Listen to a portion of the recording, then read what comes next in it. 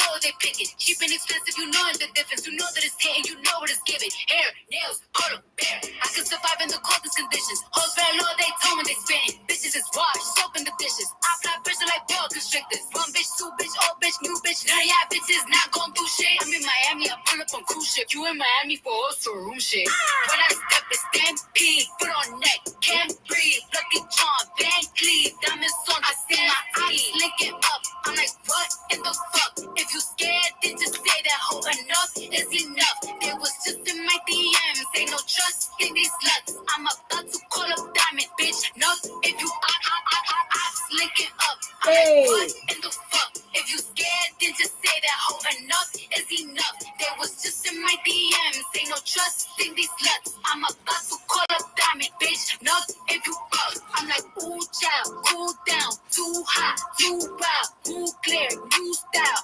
How you fuck with me? Girl, give me one shot and I'm raising the glass. Give me 2 shots and I'm shaking this ass. Give me 3 shots and I'm ready to fuck. 5 more shots, I be ready to splash. To me, so I gotta pop it. I'm sending on business, I'm ready about it. Bitch be talking, pop be big in they pocket. Girl, tell me about it. I'm litty, I'm pretty, I'm running the city. I'm shitting on bitches in every department. This ass is heavy, thick like peanut butter. Bitches jelly about it. A lot of winning, a lot of score, yeah. Cardi Brian, Cardi Jordan, yeah. These bitches all losers. What they can't do is not important. Look, hey, I'm getting better and better. I do not see no competitors. You know the gang hit that pussy. Said it was regular. See me if fighting, can see me if that shit can see me with money. These bitches is bugging. Either these bitches blind or I'm invincible. Bitch can't see me at nothing. When I hop out with stampede, put on neck, can't breathe. Lucky charm, Van Cleave. Diamonds on, I see my eyes linking up. I'm like, what in the fuck? If you scared, then just say that hoe. Enough is enough. They was just in my DMs. They don't trust in these sluts. I'm about to call up Diamond, bitch. No, if you linking up. I'm like, what in the fuck? If you scared, then just say that hoe. Enough is enough. They was just in my DMs. They no trust in these sluts. I'm about to call up Diamond, bitch. No, if you up. I swear, some of these songs, honey, have a emotional connection to me. What's good with it? What's good with it? Let me do my chat call. I haven't said that in a minute. What up, Regina? Hey, Daniel. What up, Mo? What is going on with Mo, child? I think the hubby done mess around and set the clock or something, whatever, so it can trick her so she can stay up a few more hours, honey. Because there's something is going wrong, baby. Something going real wrong. Yes, honey, yes. So y'all seen the title. You know I got the paperwork. So, but I'm gonna drop the link after I get finished reading. Okay. I didn't really get a chance to read it, but we'll see.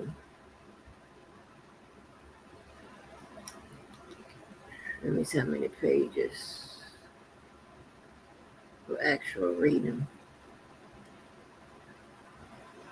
I know you do, honey, because I don't know what's going on, baby. You've been hanging out, girl. You've been hanging out. And hopefully, baby, if everything goes well, maybe I'll be back on the night shift because, baby, I can't stand the day shift. Oh, my gosh. I don't see how y'all do it. So, now, let me say this in the beginning. I said it then. I've said it several times. I'm going to say it tonight. Y'all know I don't like all of this, right? This paperwork and pressing charge on each other, all this type of stuff. I don't like any of it. But I can also see if someone starts with you with the paperwork, you respond with the paperwork. I get all of that. Me personally, I don't like all of that. You know, I don't like weaponizing the system to take care of, you know, your personal problems and stuff like that. I just don't like that. I don't care who's doing it. But however, if you have a valid claim, then by all means, right? That's better than the alternative, right? But, you know, it is what it is. What up, Just? It is what it is, right? Can't do nothing about that. So, with that being said, let's see. Y'all, check this out.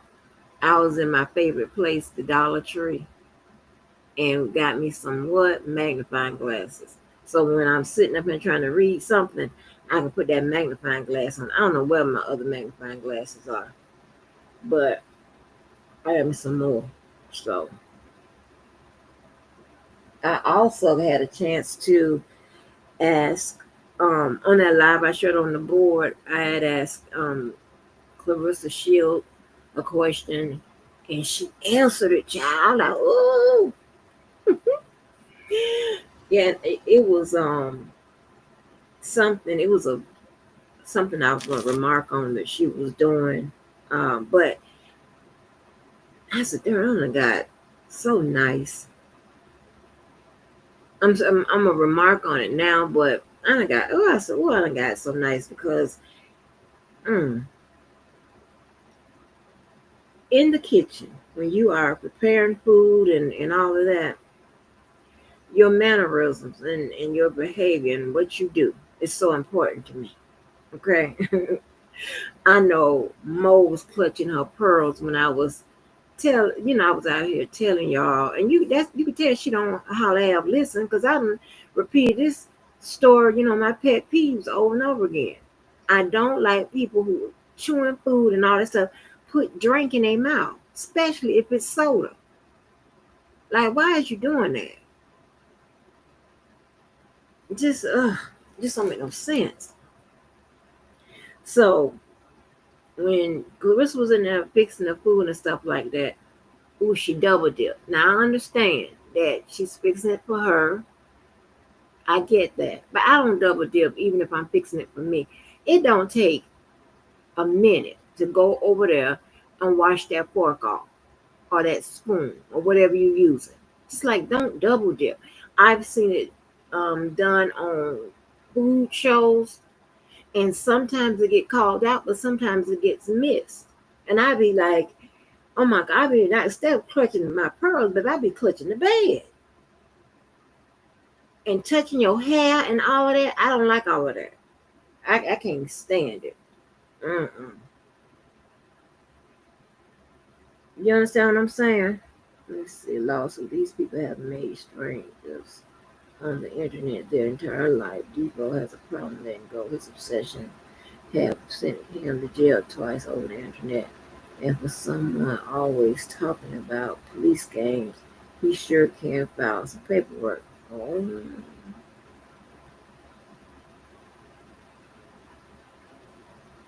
you know.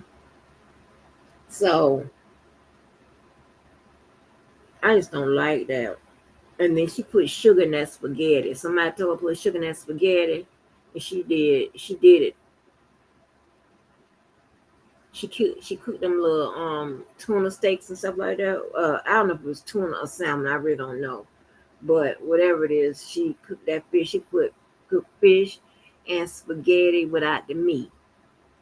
And apparently, she's one of those people believe that when you cook spaghetti, you got to have a meat as well. I got into the biggest argument over that. And I said, listen here, when you eat my hypertension spaghetti, you don't need another piece of meat. Are you crazy? You don't need all of that.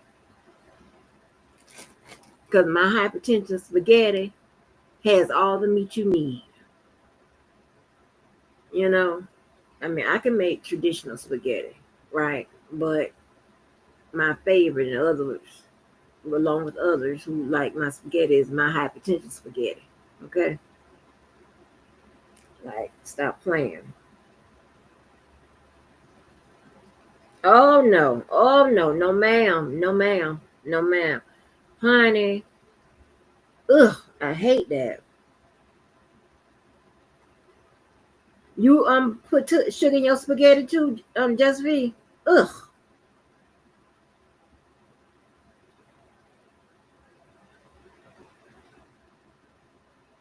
Yep, fish, want fish or a piece of chicken, fried chicken. I can, with fish, it's still gonna mess up when I try to fry it because I just don't know how to fry nothing.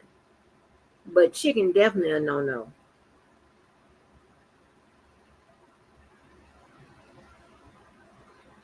Yeah, I make my hypertension spaghetti. Give you a vegetable, and I don't like Texas toast either. It's just something, so I make my own. Yeah, the sugar would cut into the acidity of it, but I don't like that. Mm-mm, I don't like that. I don't do not like sugar in my spaghetti. Like they also said not on that live, but I also heard that it was something. It was like a Ohio thing.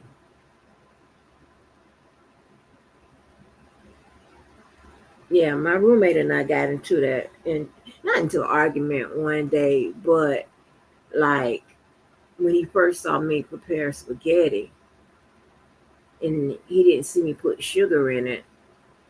He was like, "You don't put no sugar in it?" I'm like, "No, I don't do that country shit. Put no sugar in my damn spaghetti." You just saw my face. Yeah, oh, you don't know what you're missing. And didn't he say, oh, and they also do, is it cinnamon in chili? Something fucked up like that. I was like, oh no, oh no. But when I made my spaghetti, he was like, okay, well, he liked it, right? Let's stop playing with me. Hey, Lavelle. Oh, look, it's all my favorite people. Hey, Lavelle.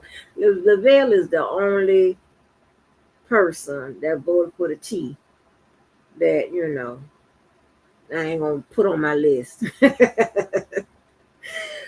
Regina said, my husband thought I was going to cook another with meat and spaghetti because his mother did that. Girl, Regina, I don't know what it is about that, but they have a hard cold unit on their face when you don't get serve up another meat. Like what? I'm looking like, huh? And even fit in. Like you got an Italian dish, right? What would be the meat? It's either always fish or goddamn chicken. Fried at that. Like, well, how does that fit into what we're doing? I don't get it. I make my own garlic bread with the butter and stuff like that. I get that hypertension spaghetti and usually either some string beans or something like that on the side. And you need to sit down. You need to sit down somewhere because that's too much. That is really too much.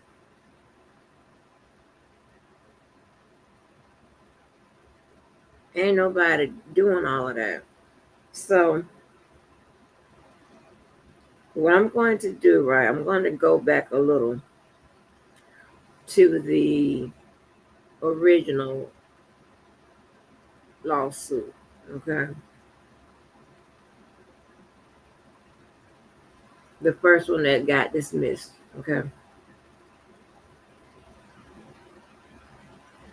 And then we're going to read that and then we're going to go into his his the new lawsuit.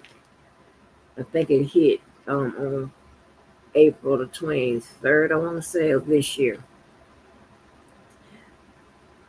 Yeah, he know that I make my meatballs large enough. Right. That's what I'm saying. Meat, you got meat and stuff. You got meat already in there. And it's like that is so crazy to me. I don't know where that come from, but you do not need an extra piece of meat when you got spaghetti. And honey, when I make my hypertension spaghetti, baby, girl, you have now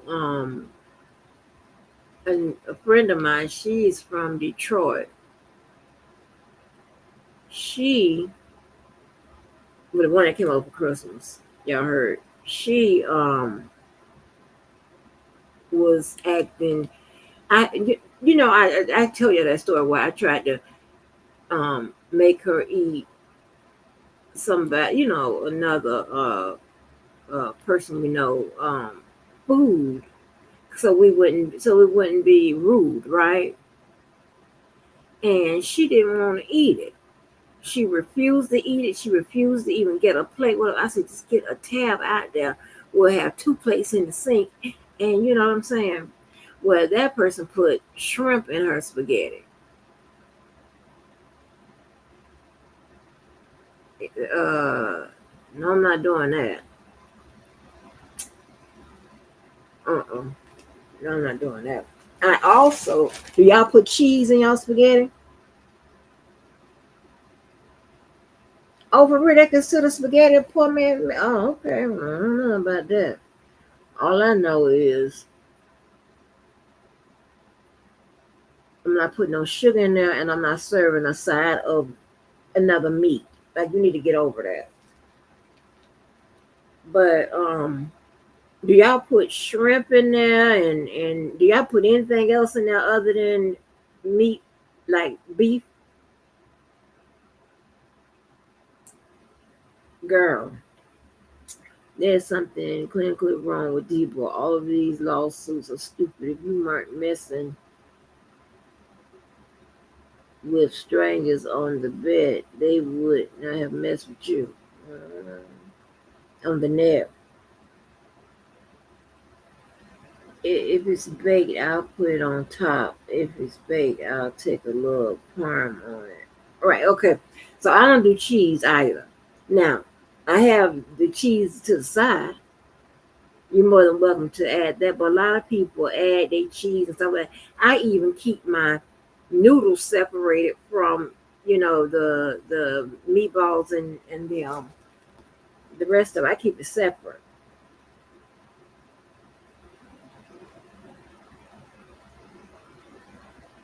I also with my noodles, I also sometimes, not always, but I was just going to say something else. Sometimes, not always, I'll, treat my noodles, right? What I mean by that, I'll like put some like a little light butter on there, put the parsley leaves on there, the grind up ones, and put a little garlic on there and mix that up. Sometimes, that's when I know if who's ever going to be eating it, right? Because sometimes they like to take the noodles and kind of like eat that, you know, instead of all of the meat and stuff all at once. Yeah, I do all of that, but I keep those separate.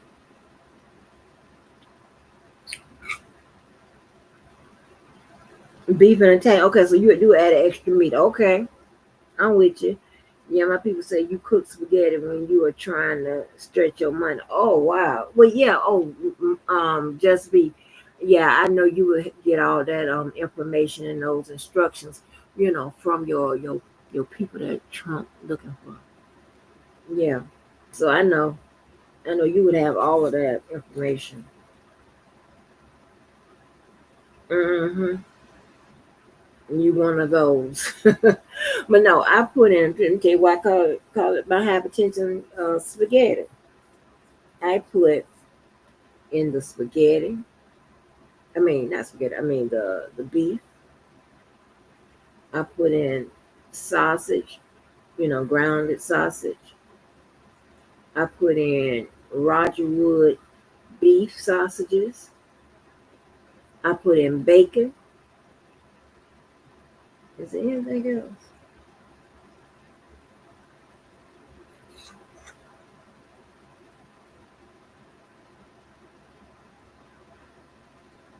And on occasion, if I have it, because I don't usually buy the regular Roger Woods, I'll put the regular Roger Woods in there as well. Because I knew it was at least four, but a fifth one as well. Yeah, I put all of that in there. Well, just be, hey, I ain't gonna tell nobody. But yeah, bacon. Yeah. Listen, it changes the flavor. That's why I call it my hypertension spaghetti. It's coming to a book near y'all. I call it my hypertension spaghetti.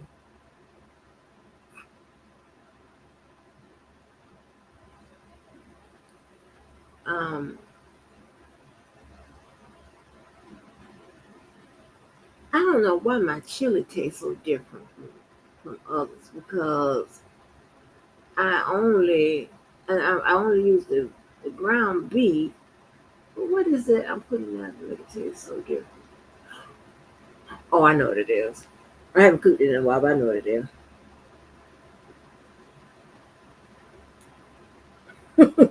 You know, like meals of my. That's why I call it my hypertension spaghetti. I had to think of a name. That's what I came up with. Hypertension spaghetti. So you would know.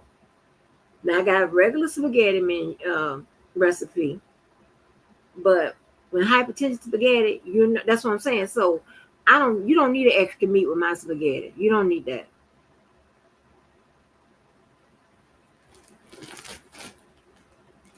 You don't need an extra meat with my spaghetti, honey. You're gonna be like, ooh, child.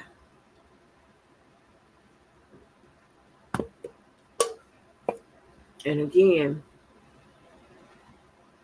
I don't like people putting hot sauce on everything. I don't like those people. I want to punch them in the face. And since my daughter done been back, what you think popping up? And that's some shit she done picked up outside of this house. I'm looking because I don't buy hot sauce. You know, I don't buy hot sauce. And the only time I would need some hot sauce, and that would be a Louisiana, is if I'm making that dip that go with them crab legs. Other than that, I'll go with crabs. You know, people that eat blue crabs. No, no damn uh uh hot sauce. We don't need that. Now I see videos of food that just look like cholesterol. I get crossed out. Girl, just be. I'm here to tell you. I be on that fat girl shit all the time, around the clock. Around the clock, girl. Oh baby. Child, them people are landed in the bushes, waiting to hear what the hell this lawsuit is about. I'm coming, y'all. And I gotta talk to my people now.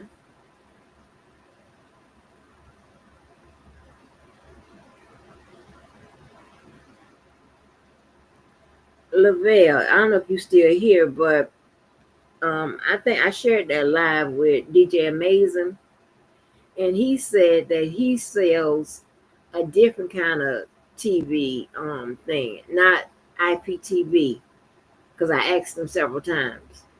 He said he sells something. I forgot what it was. He ain't contact me yet. But also, y'all, also, let me tell you, that's why you can't judge a book by its cover. Um, DJ Amazing Child, let me tell you, DJ Amazing might be the man, honey.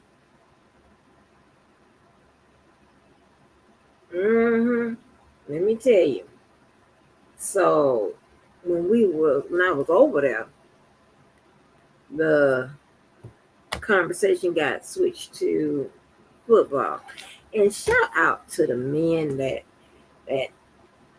talks about other stuff rather than each other. And you know what I'm saying? I am so used to like men, okay?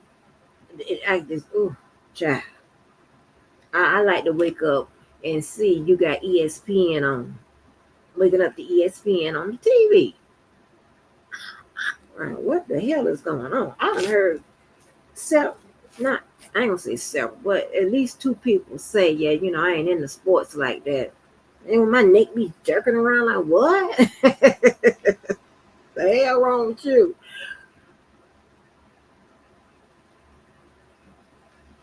Oh, okay. Okay. Because I was thinking maybe you could throw out what it could possibly be and then I see if that's it. But I'll go back and look at the video.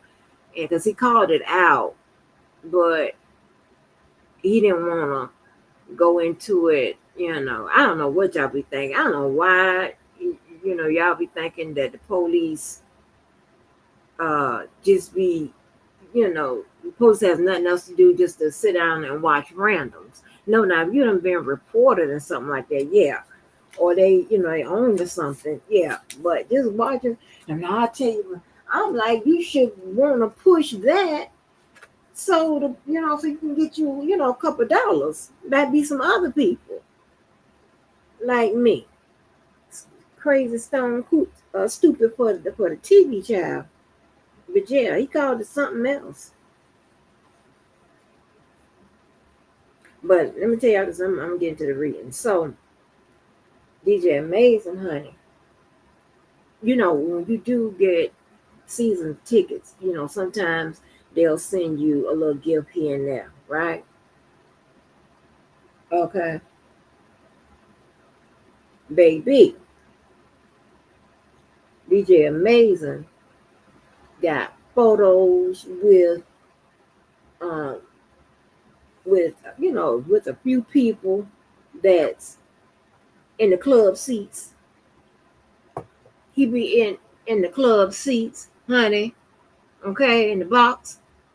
Okay, and he has all kinds of little paraphernalia, um, autographs. He got some kind of ring, like one of them championship rings or something. DJ Amazing got some stuff. Yes, ma'am, and sir. I'm, I'm impressed, but I'm impressed by power. That's one thing. I don't care about the money because, like I said, you can be dead broke and have more power than a person that has $1 million. Okay, and I'm also impressed by people who can do things that you can't do, right? Things that stick out and whatever, right? Baby, y'all look at that video. DJ Amazing was pulling out some stuff. And I said, yeah, this is more than you just being a season ticket holder.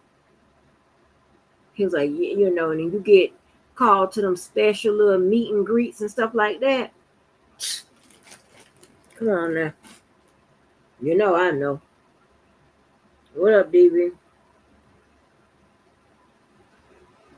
But yeah,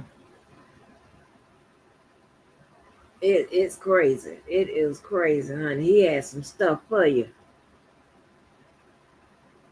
Yes, ma'am and sir. I'm like, go ahead on, DJ Amazing. Go ahead on. Hey, DJ. I'm just playing with y'all. Go ahead on, honey.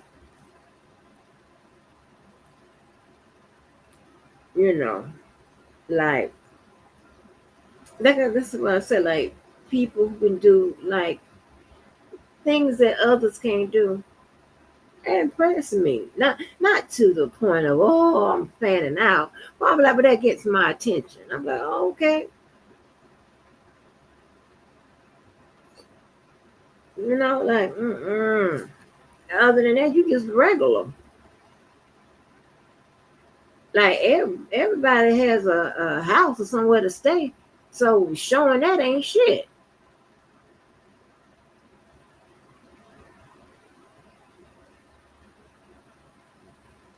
But if you can draw real good and stuff like that, I'm like, oh, if you can paint, that type of stuff. That's impressive to me. Not no BS. Like everybody have a house.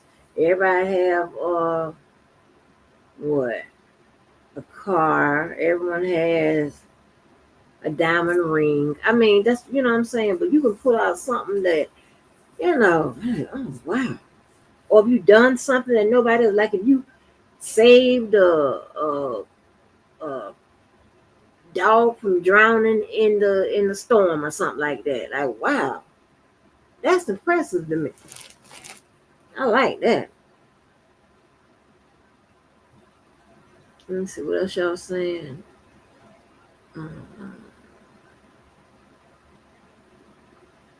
Okay, put this on your downloader. Search. Okay.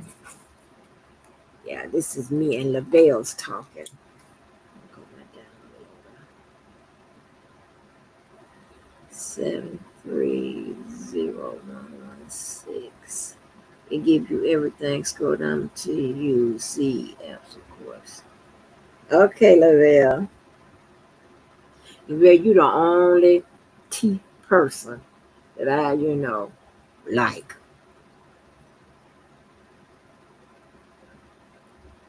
And because you gave me a sensible uh, answer to why you support me. And other than that, I'm probably cussing you out. Ms. Mo, you make your spaghetti like mine's Italian sausage or beef. Yeah, grand. T.I.'s grandson so cute. I hope he doesn't end up looking like his father. Girl, just we don't say that. His pig is part of my feed. Let that boy have those unique features. I just want him to stop acting like a butthole.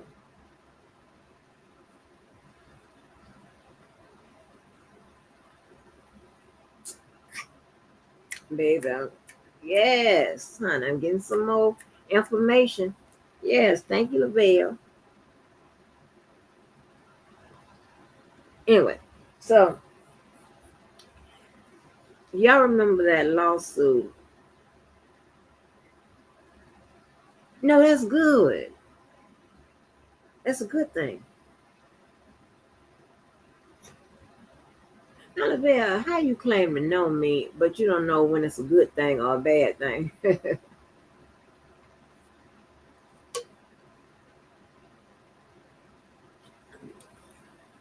Let me tell you.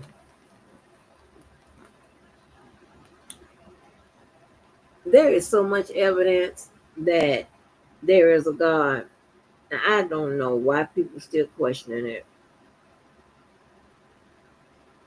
You hear me?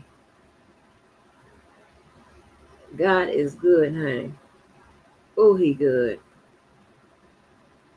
Anytime you could go to bed and just not that I like worry. You know what I'm saying? You won't. I mean, I would think that people would want their life to be smooth sailing, although it's not. But when I can lay my head down and be like, oh, like just relieved, feeling good, nothing but a t-shirt and socks, or stuff like that. Listen, mouth swole, head swole, but baby, God is good, honey. I'm telling you. Oh, you've been sarcastic. Oh, okay. They're unique, all right. Shut up, Just B. So I'm just trying to tell y'all, he's so good.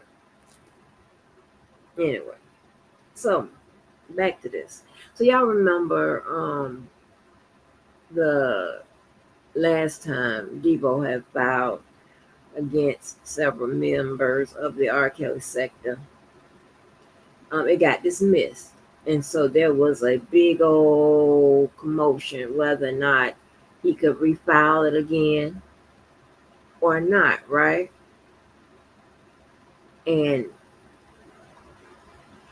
let me tell you, right? Now, I'm not saying just because he refiled it that um I never mind. What I want to say is this, right?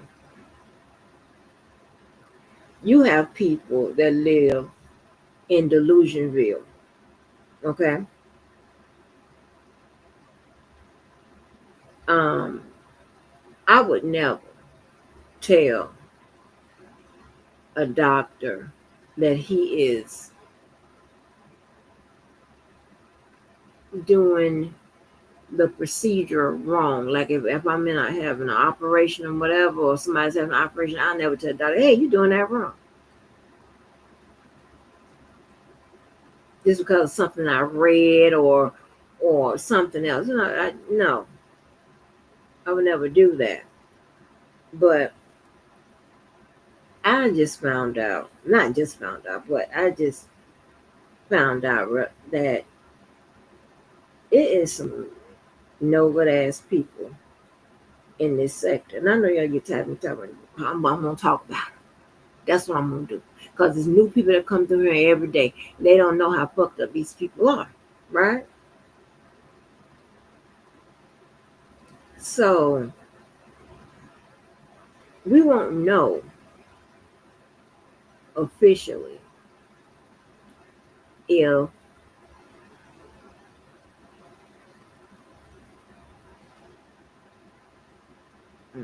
we won't know um, what the judge thinks about this case until it filters through to him, meaning, his assistant or whatever, just on this brief,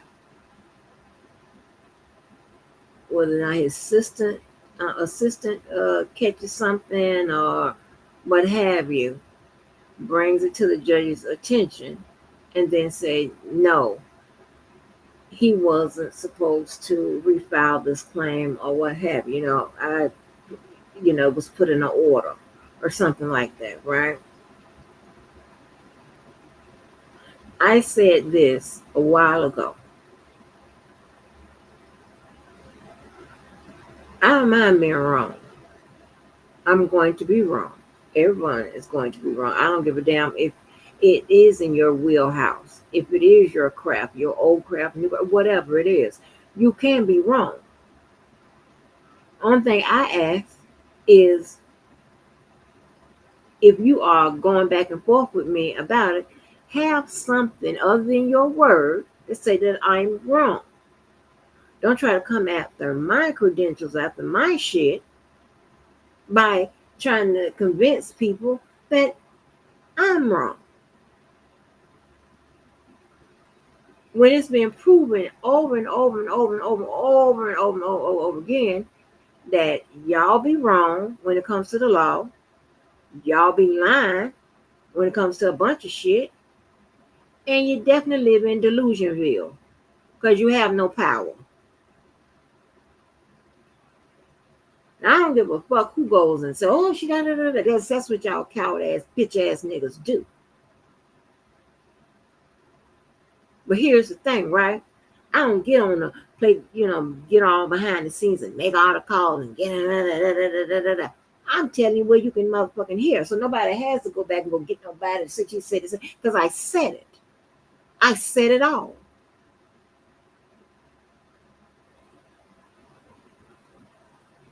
Y'all must be know I got somebody ready to beat y'all ass because I'm talking cash shit. Hey, anytime you want to make that motherfucking connection, you're ready to beat your ass. Yeah, but anyway. So it's to me it's just senseless to be arguing back and forth over some shit that I know you don't know because you don't understand. Y'all just talk a good game. Y'all impress dumbass women and slow ass men. My thing is, you can do all of that. Just leave me out of it. But I'm not the one that's going to sit down and sit back and, and dummy down my thing. I'm not doing that. Fuck that.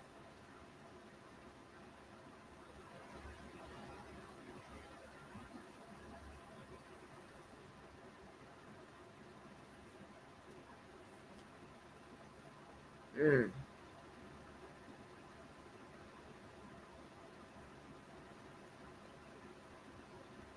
So anyway, um, that's not what I do. I don't do none of that.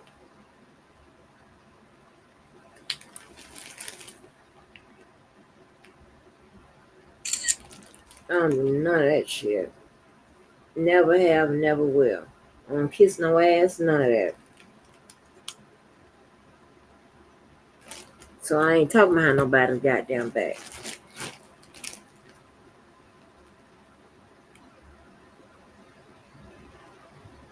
You understand what I'm saying? That's not what I do. It's AI, all right. It's Angie intelligence. Understand that. All of it.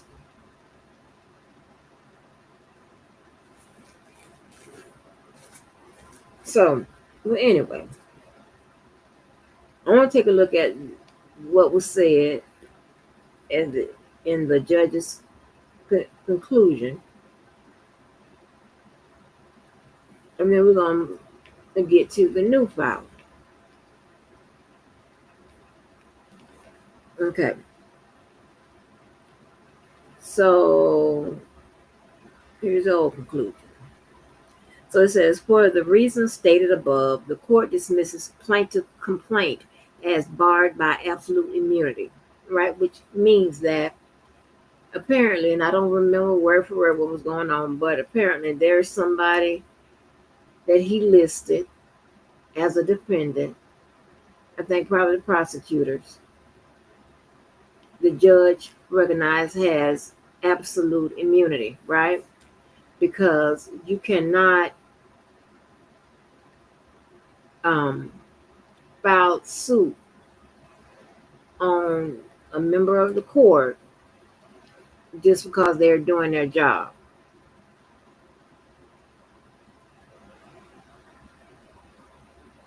Okay. If they did something, like if the prosecutors had some kind of serious misconduct or something like that, and it caused you money or life, well, here it is, caused you the loss of life, liberty, or property, then they may be able to, um, they may be liable to, for whatever happened. I'm trying to kind of watch my words here, but still make it plain enough for you to understand.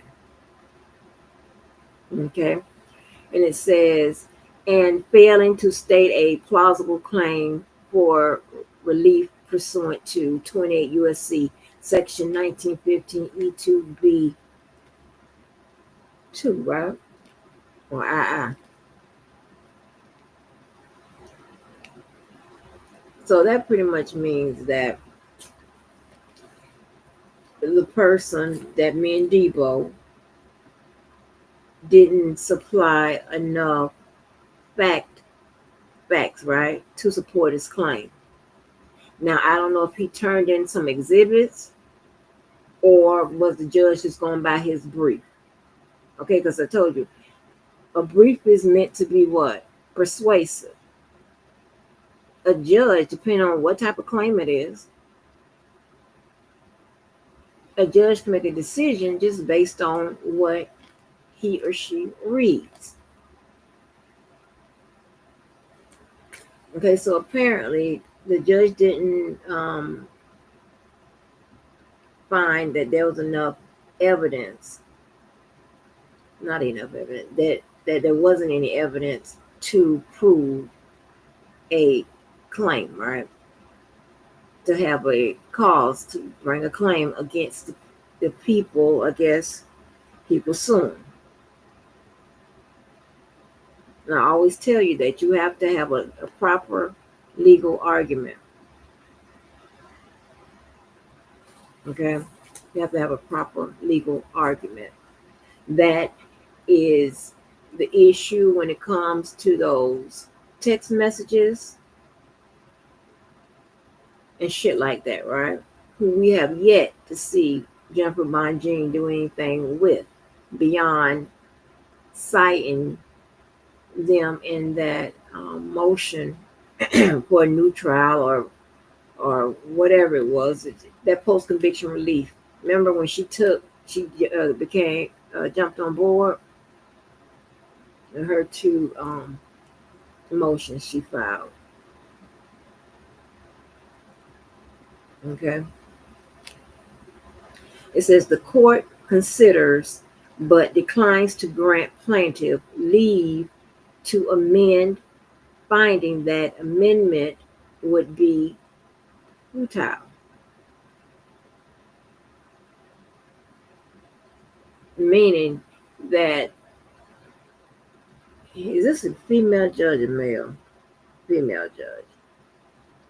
Meaning that, okay, if she allowed him to refile it, right, with using the same information, it would probably end up with the same result. Hold on for a minute, y'all. Let me pull up that other paperwork so I can stop taking a wild guess at what he put in here. Hold on for 1 minute.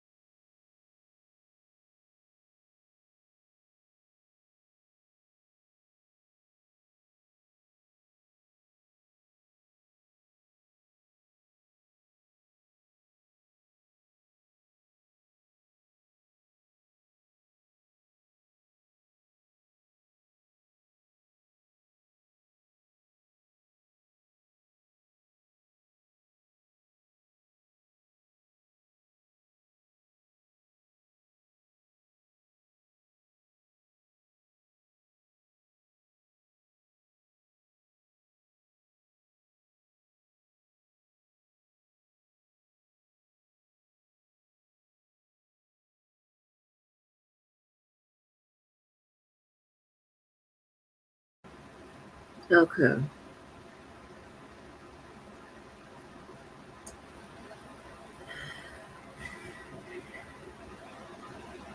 Okay, that's a statement of claim. Okay, those prosecutors.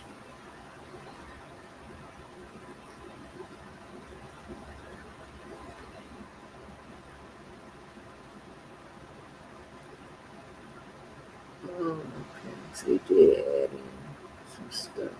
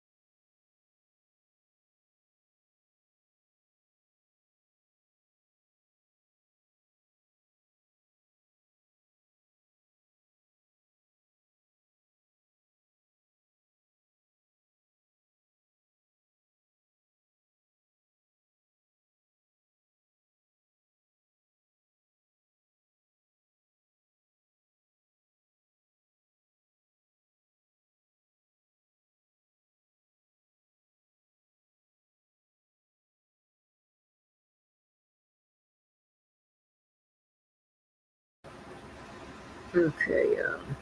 I'm back.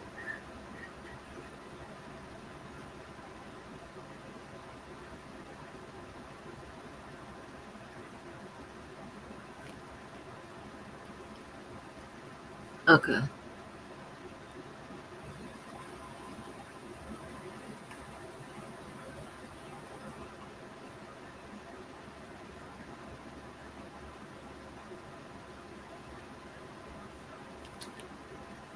Am I muted? No.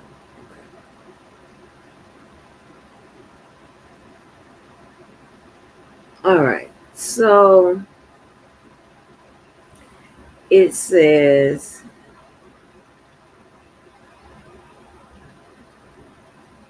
start over a little bit. It says the court considers but declines to grant plaintiff leave to amend, finding that amendment would be futile, right?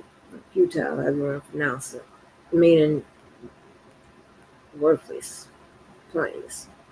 It says the court certifies pursuant to 28 USC section 1915 A3 that any appeal from this order would not be taken in good faith, and therefore informal pauper status is denied for the purpose of any appeal.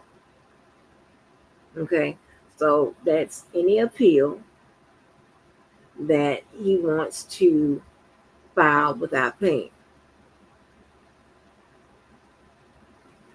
And then it said, go back, the court certifies pursuant to 28 USC section 1915 A3 that any appeal from this order would not be taken in good faith. That's stick what I'm saying. That's an appeal. And they also said, and therefore the informal pauper status is denied, meaning, you're gonna have to pay. It says denied for the purpose of any appeal. It says the clerk is respectfully directed to enter judgment, close the case, and mail a copy of this memorandum in order to the plaintiff, and note the mailing on the docket. So order. Okay. Now, the judge did not say that he could not refile it. The judge spoke about any appeal. Two different things, right? That's where well, I don't want to talk about him right now, but old boy, fat boy tried to get around the system, trying to handle another matter in the court that has nothing to do with what the current claim you filed, right? You just can't do that. They're gonna catch it. All right. Now, so what he did was he refiled it.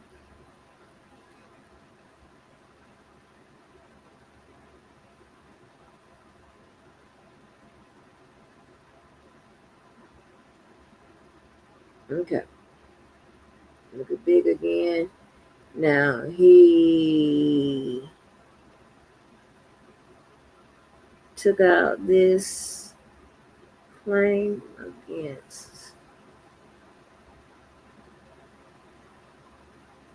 He took out this claim against Levi, Diva, Ty, the Department of Homeland Security in New York, Lisa Johnson, I don't know who that is, the Bozo, Larry, Mercedes, U.S. Attorney's Office in Eastern District of New York, Department of Justice in New York, the Federal Pretrial Services, Bolingbrook Police Department, Bronx Police Department.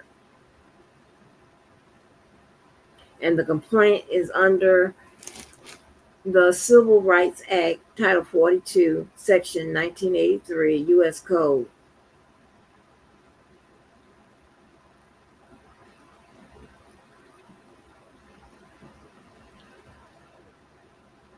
Okay, so it says jurisdiction and venue.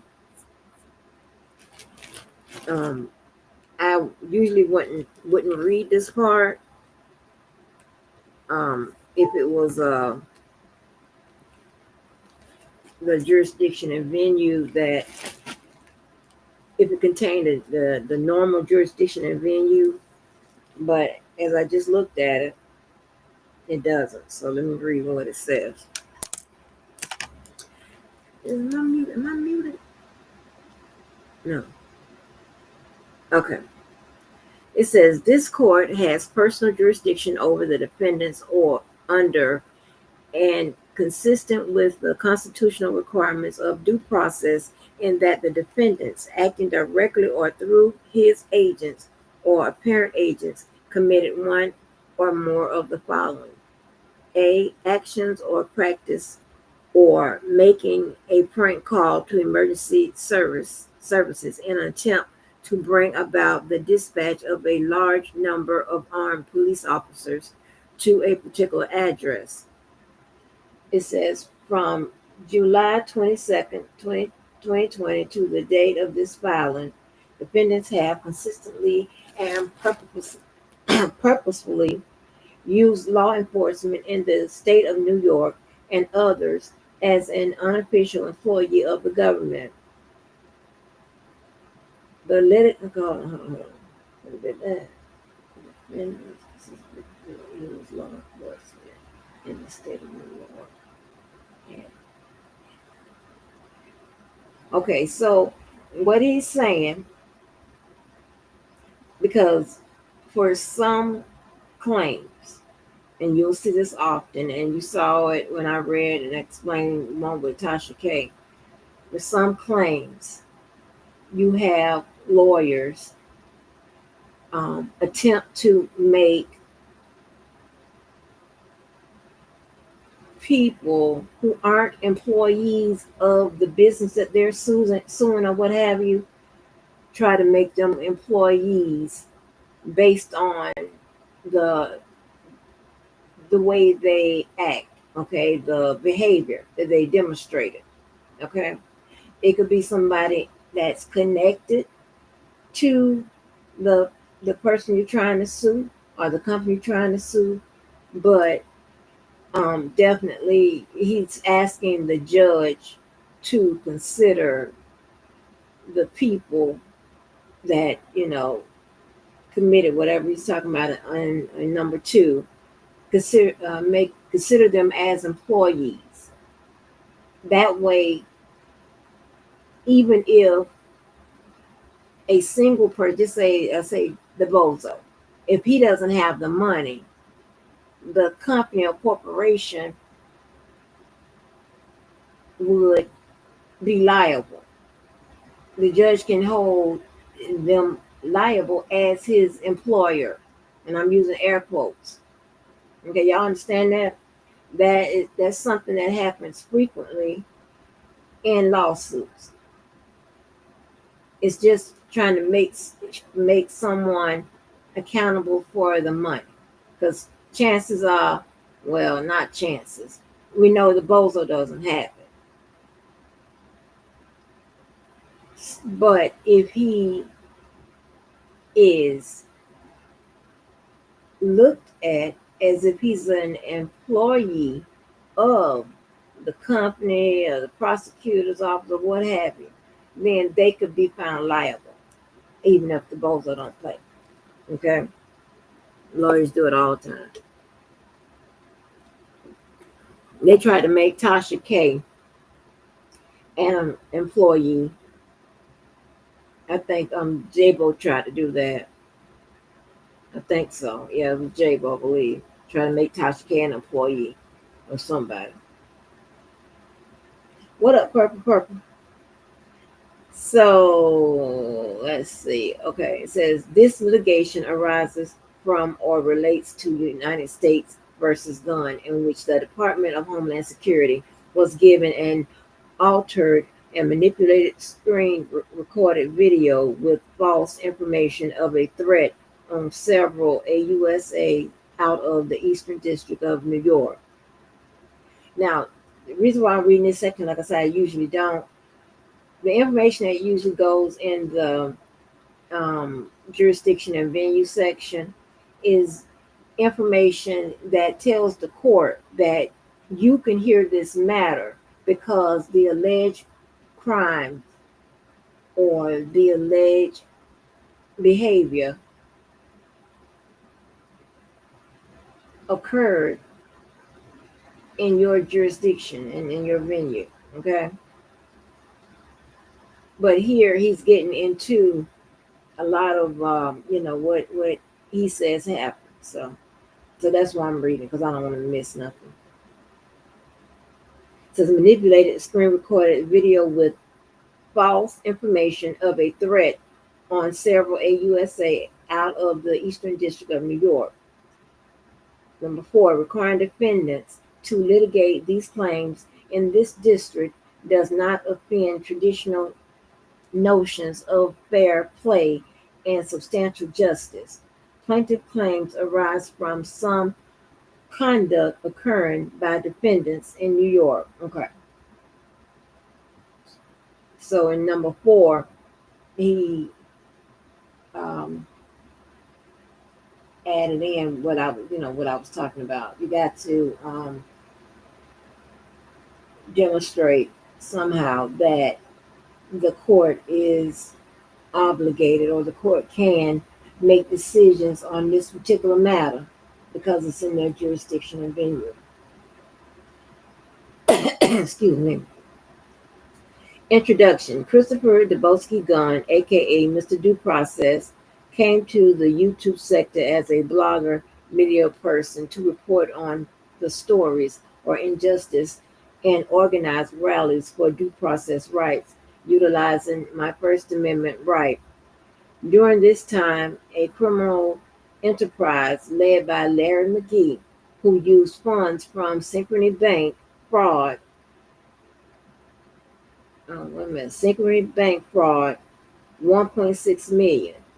Care credit cards used by Larry McGee and others to money launder, funnel money from prior crimes to fund his criminal organization and recruit members to carry out crimes over the internet that consisted of doxing, swatting, and harassing narratives that created a hostile environment for myself and my family. This group of that's this group of that swatting enterprise went by the name One Color, One Voice, OCO, or Team Truth, was funded by fraud money from Synchrony Bank, 1.6 million bank fraud. Cult members targeted anyone McGee ordered them to attack. McGee controlled cult members with PPP fraud and unemployment fraud done together. Janine East, who is the wife of Larry McGee, would visit McGee in FCI federal prison to get orders to take back to Oco, aka Team Truth, to continue his crime spree while in jail. At times, Mr. McGee would use a kiosk, an electric device for communication from prison, to send derogatory and inflammatory messages about me and my family to Esther Garcia, a member and associate of Larry McGee's criminal swatting enterprise. Silencing anyone who spoke on the R. Kelly case or did protest rallies as a First Amendment right were targets of of McGee gang, who associated with accusers and their families opposing our protest. Defendants escalated their efforts organizing following to defame and harass not only me and my family, but others. On or about May 6, 2021, Larry McGee became an official employee of the government with his cooperation and case number 19CR00699-NLH. Sentencing transcript.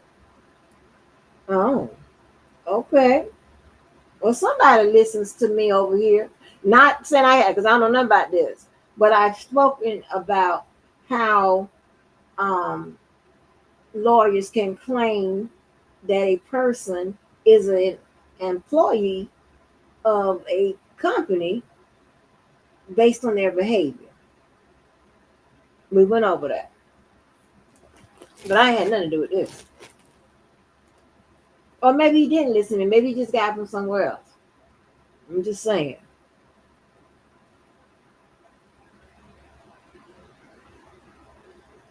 Through his cooperation, he received a downward sentence, or also called a downward departure, for his self professed work on YouTube for sexually abused women. On this same channel, he has taken no pain. I'm sorry, taken, what did I say? Taken to painting me as a woman abuser and a pedophile, and the federal judge on his case commended him for his channel. Timeline. Maybe you did listen. Because remember, I be telling y'all, we love a timeline. A timeline can get your ass put away. Timeline can get your ass in some trouble. And timeline can get you out of some trouble. Timeline. Let's see what timeline gives. All right. Number one, on and about June 2020, the Bozo, an associate and affiliate of Larry McGee's criminal swatting enterprise, contacted law enforcement accusing me of setting fire to excuse me, Azriel Clary's vehicle, an accuser of R. Kelly, whose due process rights I was advocating for.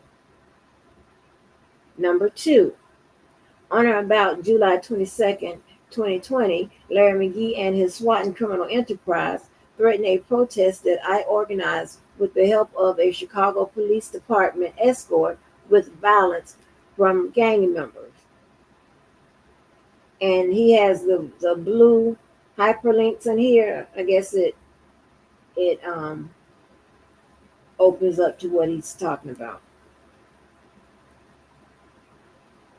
Yeah, but I can't click on it. Is number three. On about August 19, 2020, Levi Kelly, aka Gregory Levi Stubbs, threatened my right to protest over due process rights with comments like there will be no August 19th rally on his mama's grave. Number four. On or about August 22nd, 2020, while doing another protest for due process rights of all individuals, a bomb threat was made to the MDC Chicago, where our protest ended.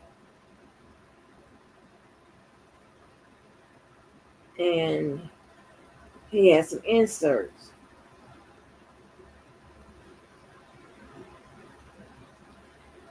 Excuse me. On or about February 2021, after having my address posted by Larry McGee's swatting criminal enterprise, I came out to the windshield broken out of my car.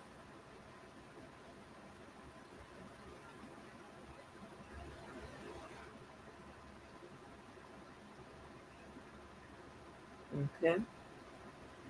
On or about March 2021, there were several well-being checks by the Bolingbrook Police Department in the wee hours of the night. On one on March 5th, March 7th, March 18th, another on March 20th, and another on March 21st. My God. Number seven, on or about September 5th, 2021, I was handcuffed in front of the federal courthouse in Brooklyn and taken to central booking in the Bronx and never charged with a crime because an associate or affiliate by the name of Mercedes Aquino, who is also a member of Larry McGee's criminal enterprise, alerted the police. After leaving central booking, I became seriously ill and was never told why I was there in the first place. Number 8.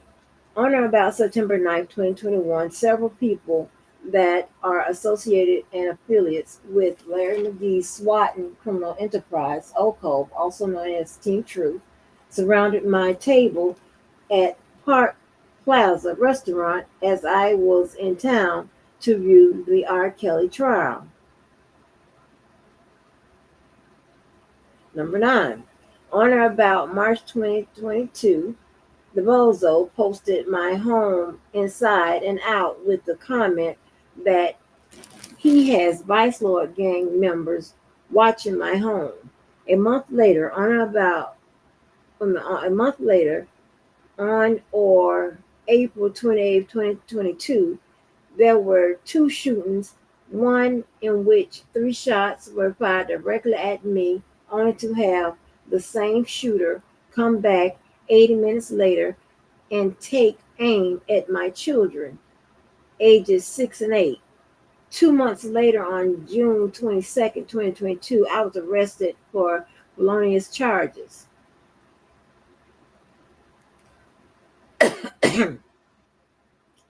Excuse me. Number 10, on or about June 25th, 2022, I was arrested following an incident from the Eastern District of New York in which a 5-minute altered screen recorded video was given to the Department of Homeland Security and other law enforcement out of the Eastern District of New York, appearing to show me threatening AUSAs. A raid was conducted on my home to retrieve this audio from devices. Number 11. While waiting to get my full discovery, the audio in question was displayed on YouTube by Esther Garcia, also an affiliate, and was also an associate and affiliate of Larry SWAT and Criminal Enterprise, causing said video to no longer be protected discovery. On this manipulated screen recorded video that was sent to the government, a person by the name of Talia received a message. It is my belief that Talia is Ty Millard, a wheelchair-bound associate and an affiliate of Larry McGee's Criminal SWAT Enterprise. And this is a screenshot. Number 12. After making bail, my address and personal information was posted by the bozo and associate Larry McGee's Criminal SWAT Enterprise. In 2022, at a bail hearing, audio was handed over by the government in which a woman is talking with the bozo in what appears to be a murder for hire plot on my life, where she can be heard asking, did Larry give the bozo my address? It is my belief that Larry being referenced is Larry McGee. Number 13, on or about July 28, 2022, while on a court call for a court hearing out of the Eastern District of New York, several members of Larry McGee's Criminal SWAT Enterprise were yelling, screaming, and overall disrespecting the court, causing future hearings to be secretive. Gregory Levi Stubbs, in parentheses, Levi for Kelly, would post information involving me and the call in numbers for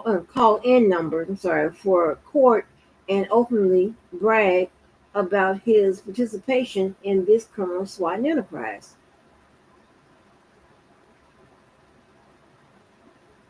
I'll read this.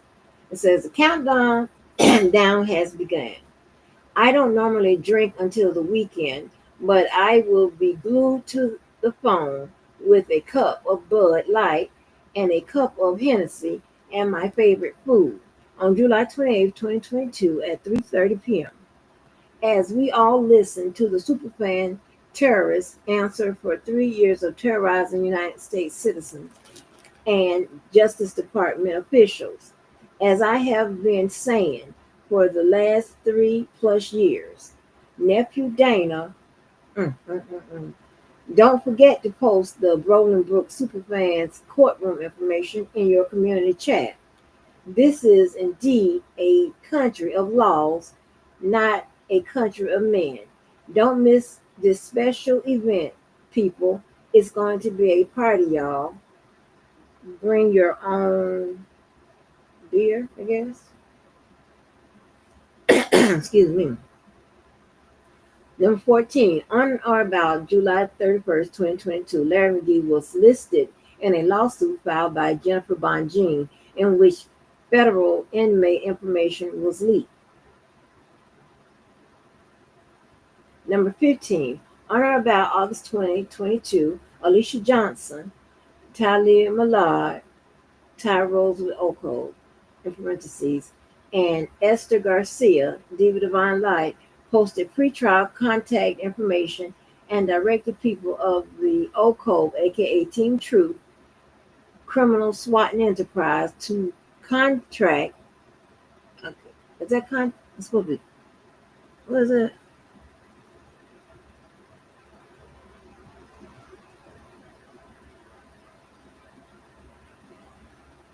I'm trying to look two places. I can't see shit. Oh, it must be supposed to read contact pretrial services with false complaints hindering my due process rights. At times, pretrial services Bianca Carter, Krista Green took complaints from these people that had no involvement in my case whatsoever to point it ever to the point it was a struggle to move forward in my case from so much direct and indirect communication that pretrial had with this swatting criminal enterprise.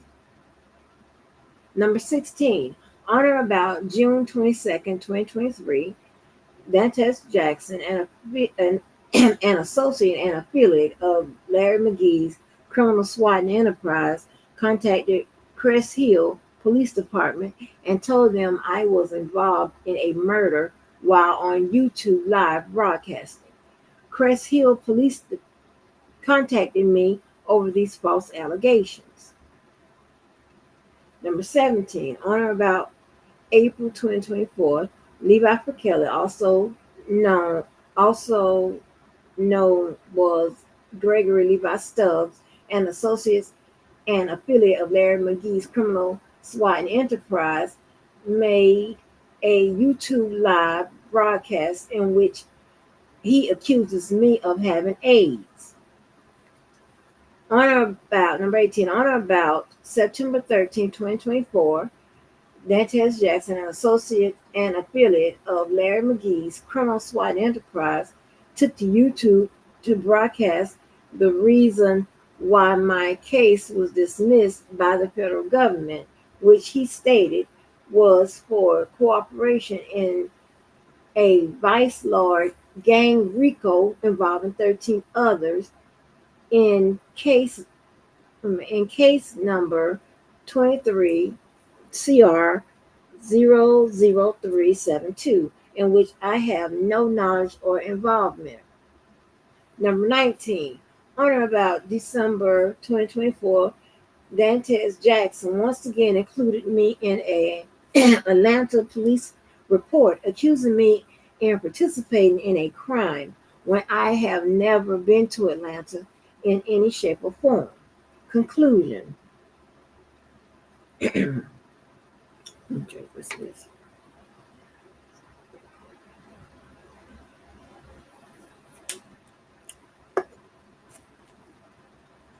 Conclusion. It is my belief that my First Amendment right was infringed on and that Larry McGee, after becoming an unofficial employee of the government, used his connections with law enforcement and his understanding of how they work to encourage others and himself to make false and misleading emails and phone calls. Law enforcement let his behavior go unabated, and unchecked causing undue stress and fear to myself and my family.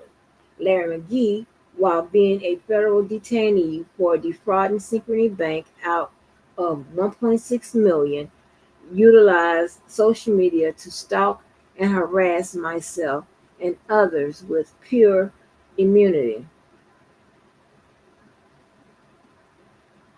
The failure of letting this behavior go unchecked has cost me time and money as well as law enforcement resources and effort to curb crime.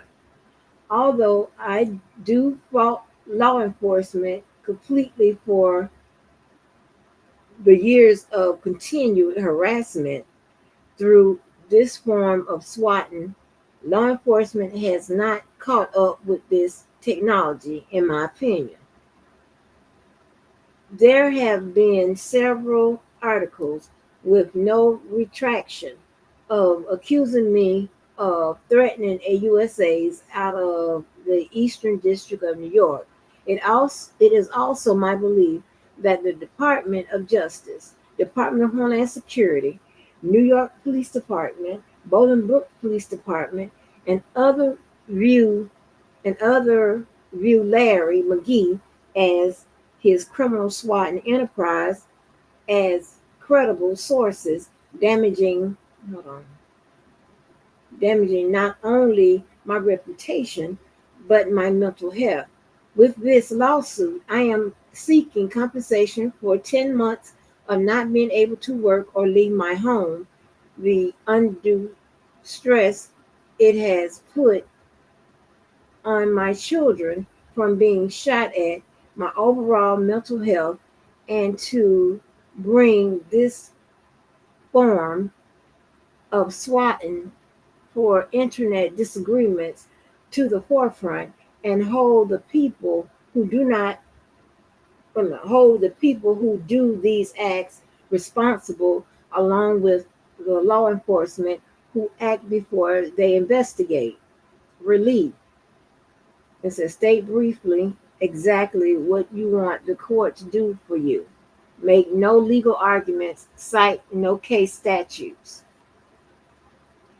As a measure to rectify my standard of living and my namesake, I would like to impose upon any and all of the above named defendants in this claim the compensatory damages of $250,000 apiece for defamation. Sorry, these lips on, I tell you they swole, of my character, infringements on my First and 14th Amendment rights, swatting, and for interfering with my due process rights by injecting themselves to have my bond violated. I would also like to impinge the punitive damages thereof. What's this? Oh, $7,500,000 on each defendant separately for malicious prosecution, mental anguish, phenomenal fear, intimidation, destabilization of my business endeavors, i.e., podcasts, stipends, and motorcycle business. Influen- Influential propaganda, emboldened of and sensationalizing of the public perception under the guise of a partially altered podcast video, pain and suffering, emotional distress for concentrating pseudo threats upon my innocent podcast supporters, followers, associates, and family members, for galvanizing multiple police agencies in dual states against me, and for inappropriate usage of taxpayer dollars for a methodical and immature prosecution.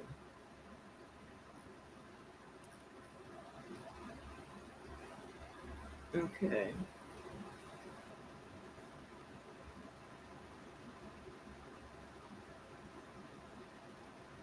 Okay, let me see. So,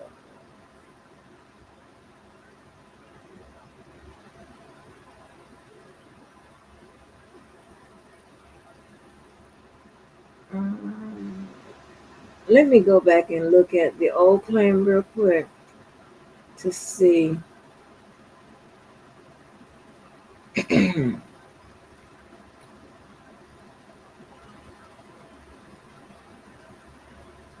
What was the old claim? Okay, it was also a civil rights claim.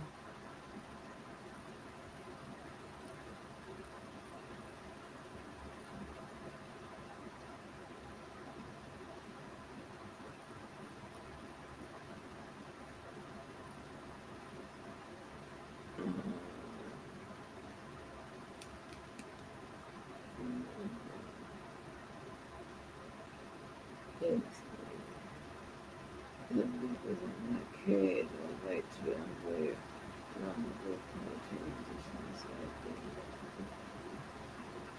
This one mentioned I'm trying to see anything that's first clear. The rights fragmented. Okay, now I'm going to go ahead and drop this link.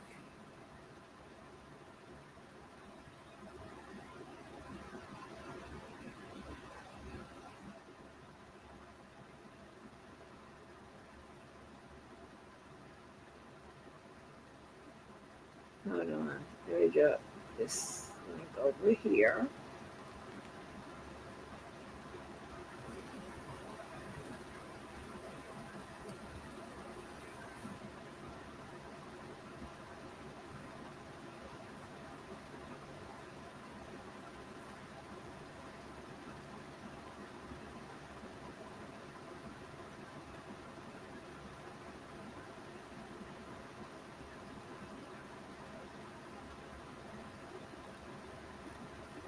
I will give you my all, and I will always be. So, um,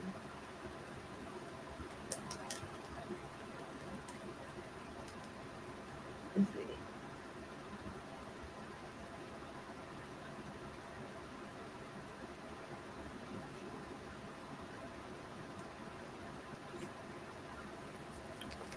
Y'all can tell me what it is, what it ain't, what you think, what you don't think.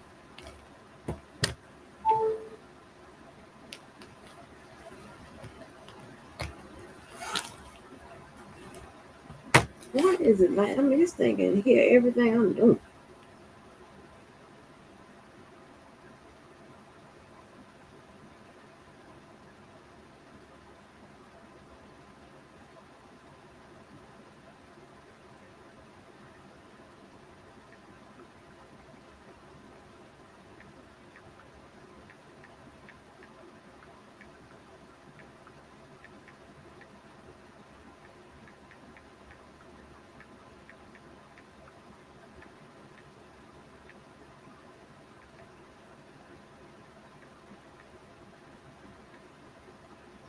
Now let me look at something real quick. Yeah, I am so sorry for my bad eyes. I'm sorry. Something I wanted to see.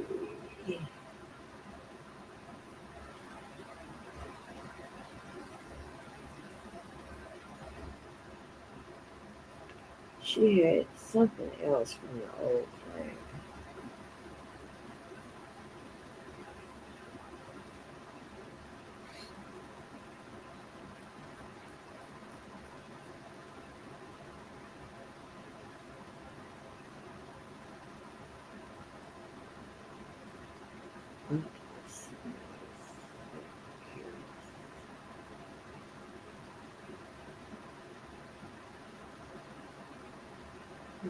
Let's see, this is it.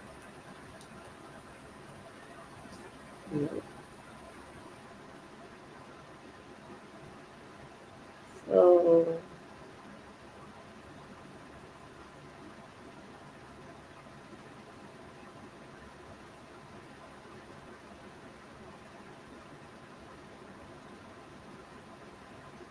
Okay. So the judge.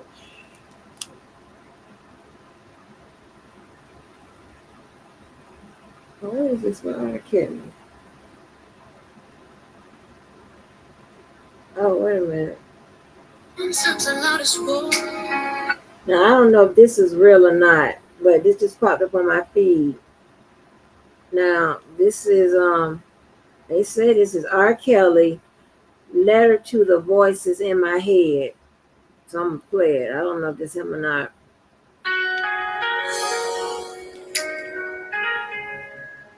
Sometimes the loudest war I fight ain't outside, it's inside. So this is my letter to the voice in my head. Every night I lay there, you go again, whispering down like you my closest friend. Told me I'd never be nothing, just pain and shame. Said the world forgotten me, now I'm just a name. But I got a letter for you, straight from the line. Wrote it in tears, but I'm ready to fight.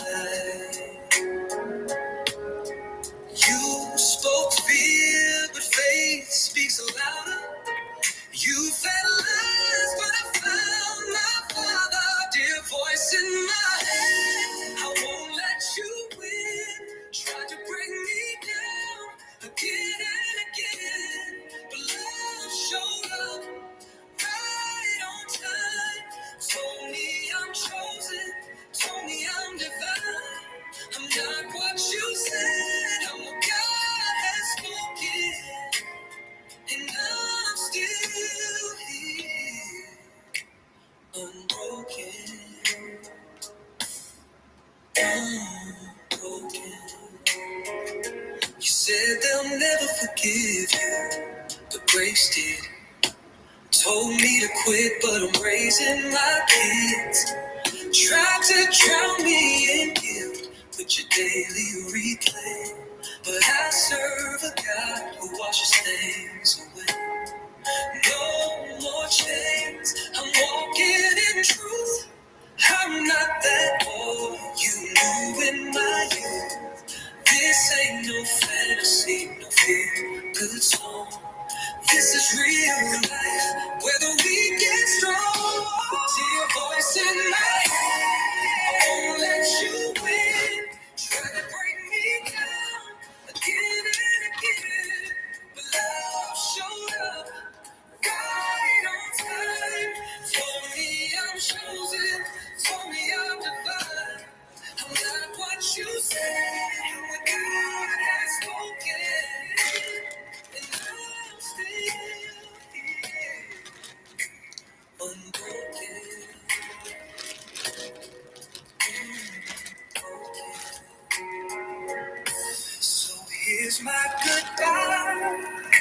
You don't live here no more. You can't rent space inside my soul. He moved and changed the locks, brought peace where there used to be war.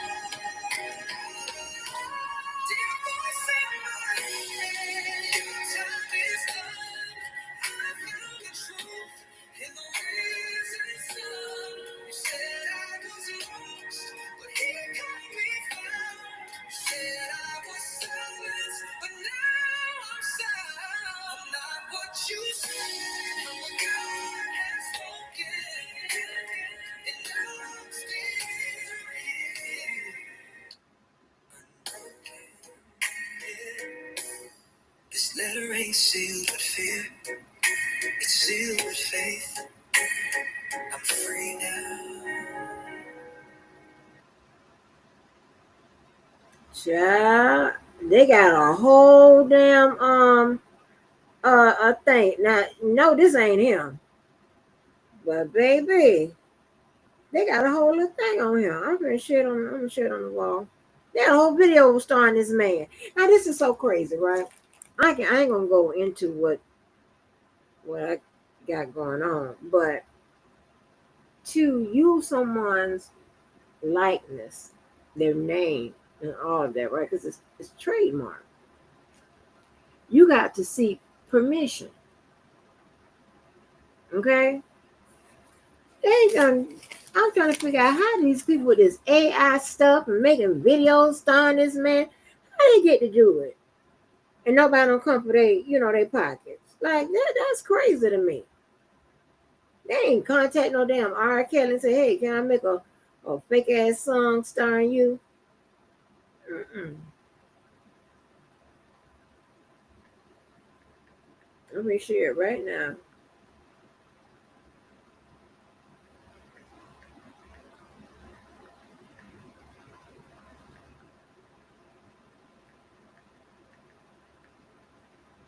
That's crazy. Yeah, you hijack people's likeness and stuff. I mean, have his whole face on him. That's crazy. Little R3VI.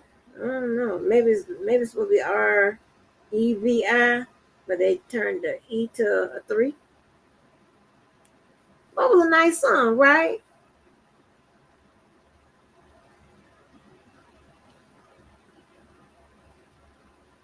Yeah, so the lawsuit. Now, let me see. Did he put the people back in the?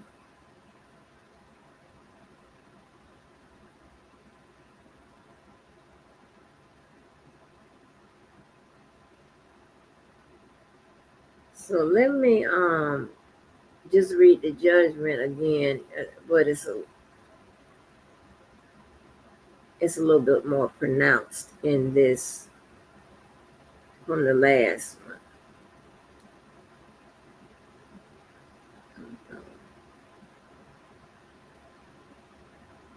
I have it right. Okay, there we go.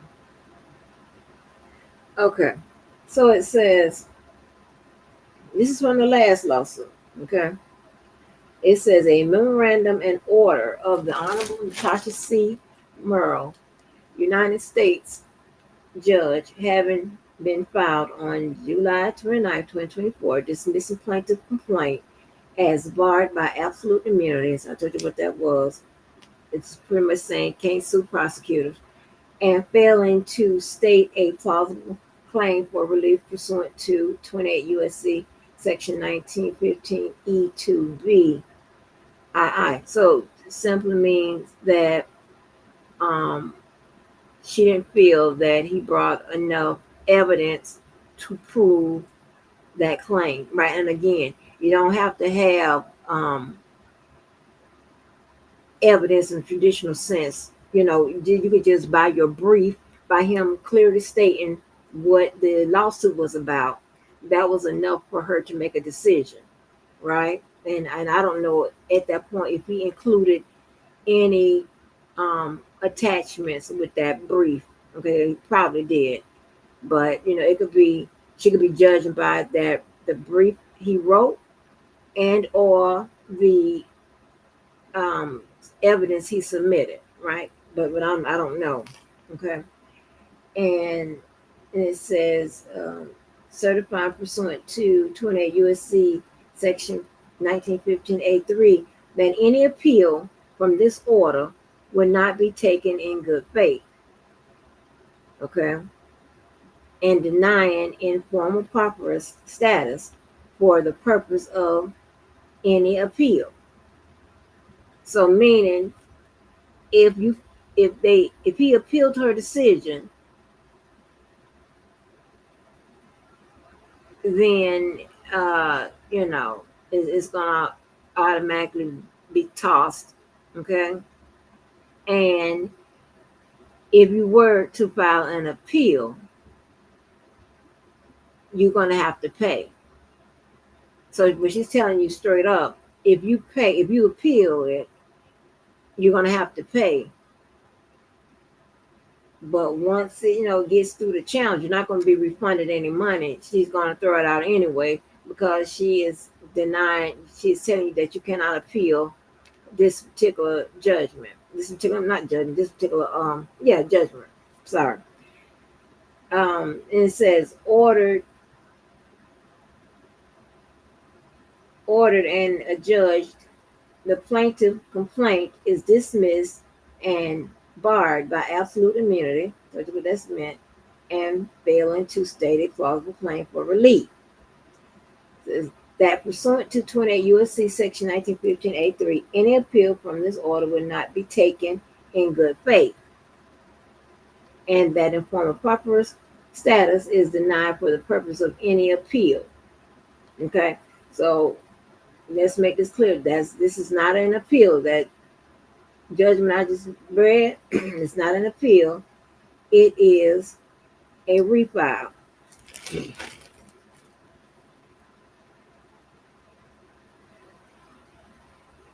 Okay. Lieber forgot that he was posting Larry's probation information and telling people to call. He obviously wanted police to go to Larry's house.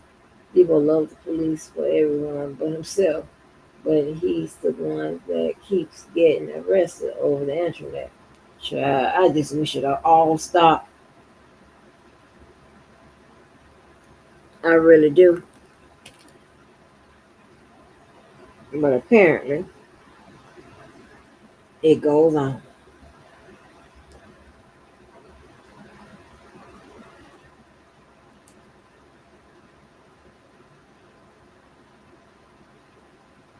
It goes on, honey.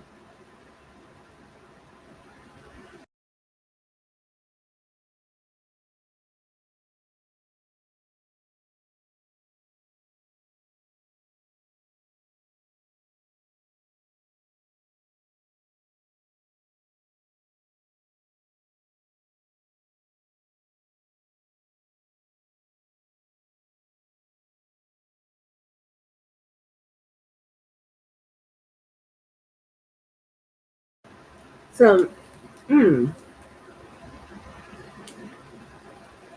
I mean,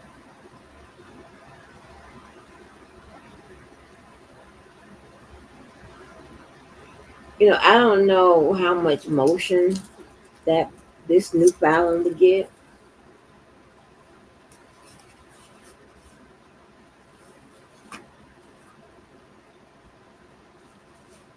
Let's look up. I want to see the actual words.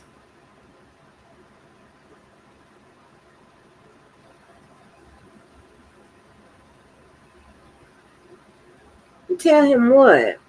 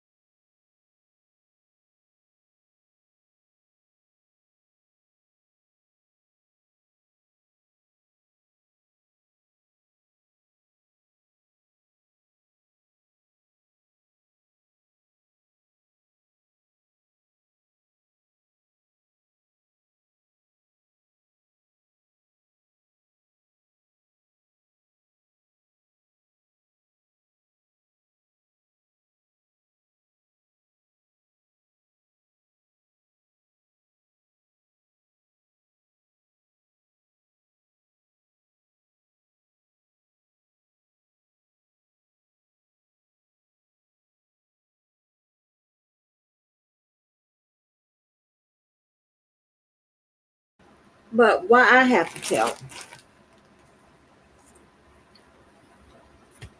I have said that nothing that these people are doing really makes sense. That's everybody.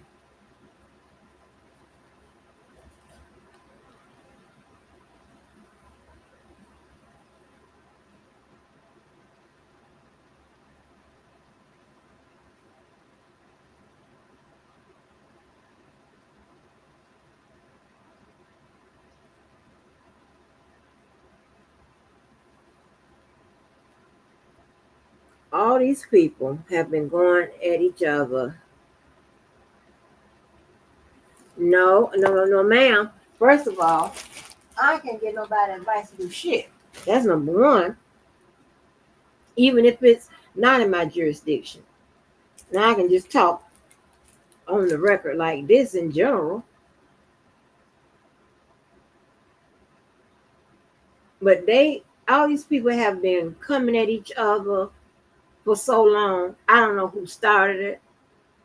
And it's really not my business, right? Because, people can handle things the way they want to handle it. I don't think none of the stuff that these men are doing to each other um, is very,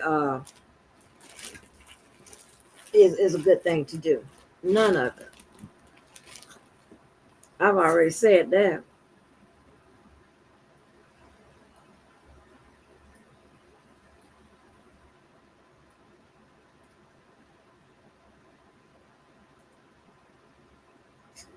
I mean, what will eventually happen,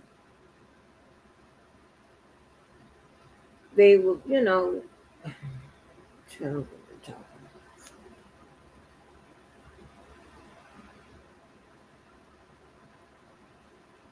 I just read the shit.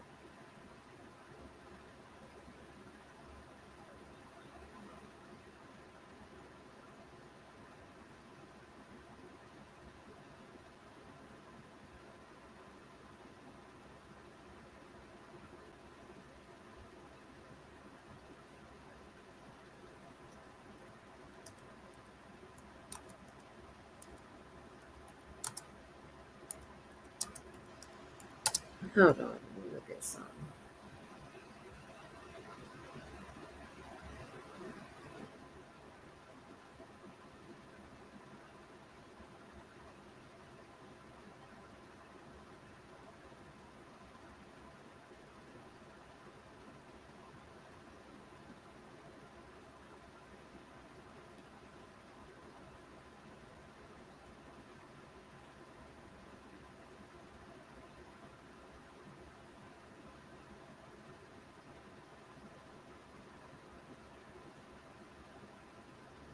You know,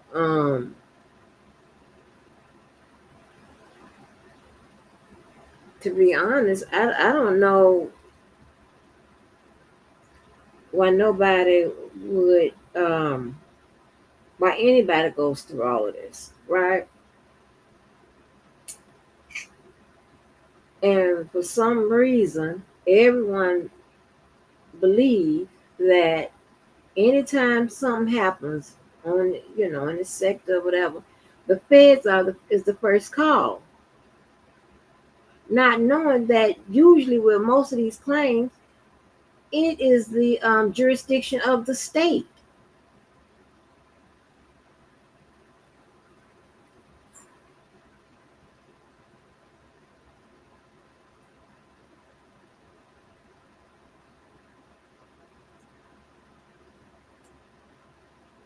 I don't know if the judge will, make them all come in for him or her to make a decision, or will they read the brief and make a decision?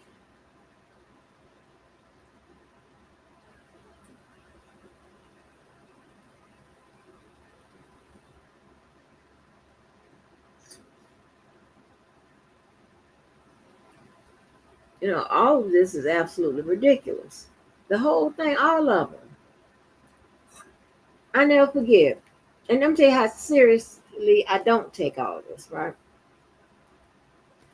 I never forget, right, when the other lawsuit that came out. And I was like, whoa. And I was like, so I was sent the leave. I said, do you know you're getting sued? And and later on, after he got his ass on his show about me, I don't know why. I don't know why I rub these men the wrong way. I think because, in a sense, I'm more manlier than they are, I guess. I don't know. I have no idea. But, baby, I get them. Whoo! Baby, they be hot with me when they come up with a reason somebody tell them to get mad, whatever. You know what I'm saying? So really, just be, I don't give a fuck what they do to each other, to be honest. And especially to a bunch of motherfuckers that I don't fuck with. I did ask him, I said, well, can you not add diva into this? That's the one thing I did say. Other than that, I'm not, I ain't getting involved in that shit.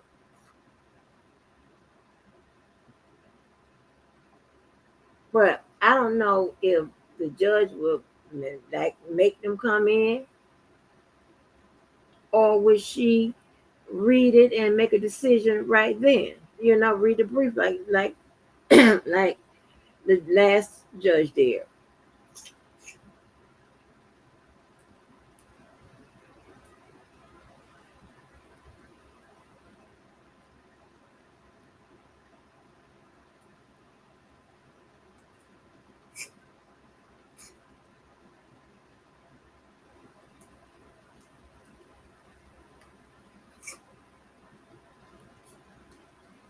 Mm-mm.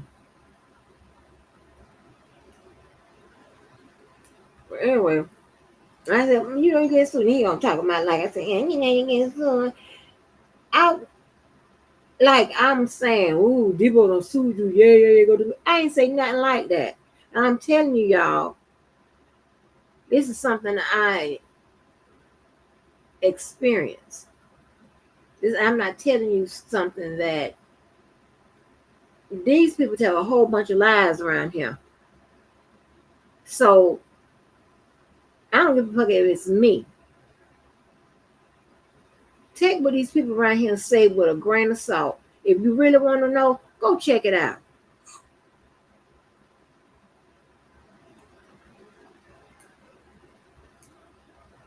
The merits of these cases are flimsy, and I'm no lawyer. I feel like you certainly have a pretty good idea where those cases will go also. So are you saying that I should tell Lee that Debo that the stuff is stupid? Do y'all go tell Dana and Levi and Larry and the rest of the motherfuckers that what they doing is stupid? Now this is not me taking up for no Debo. I'm just saying.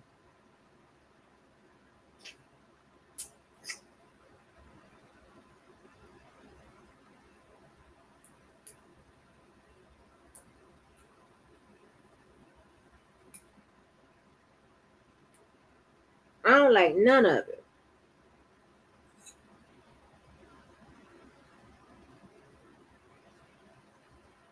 Because for the time you take reporting people, filing suits, and all this extra shit, you could went over to the states and beat their ass.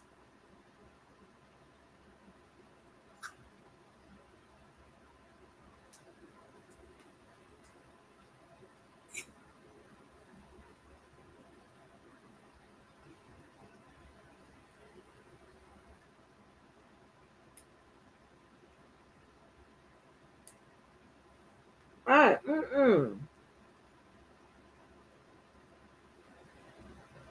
I think this whole thing is plumb crazy.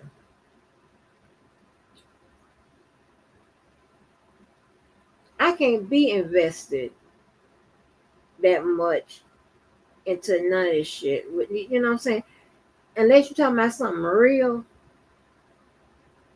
I'm not going to be invested in all this, this craziness and shit, how they handle things or whatever.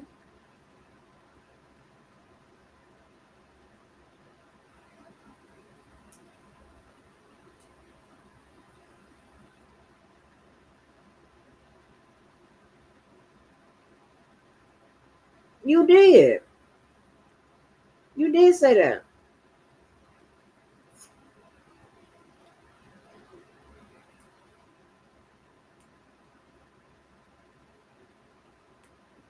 But once, well, okay, well, sometimes, hold on, let me back this up. Sometimes when you thinking you being a good person and you know your somebody you cool with is lying or whatever. You don't go on the net and say, hey, they lying, right? I'm just being real. I'm just being honest.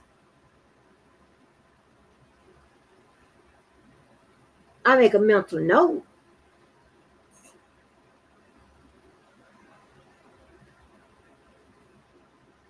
And I start liking you less and less and less because I don't like all that, that extra. For me, I don't understand that. That's all that flamboyant ass shit. That's not what I call it. That's that zesty mess. I don't like all of that.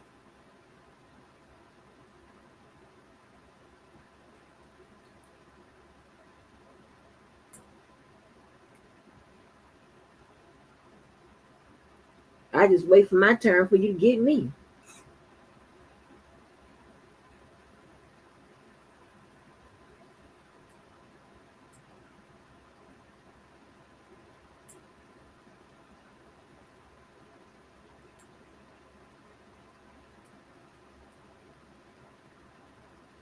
Or these people don't listen to me.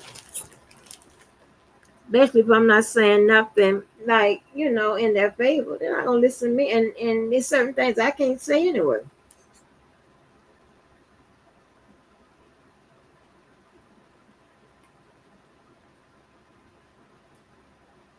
And anybody who have talked to me even offline, I tell you, look here now, I can't tell you this and I can't tell you that. If they talk to me about some legal stuff.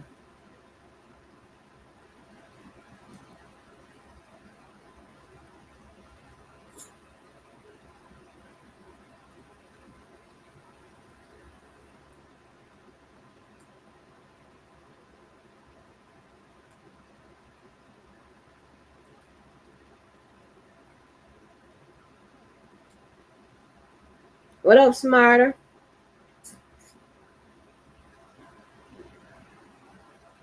I know that's right.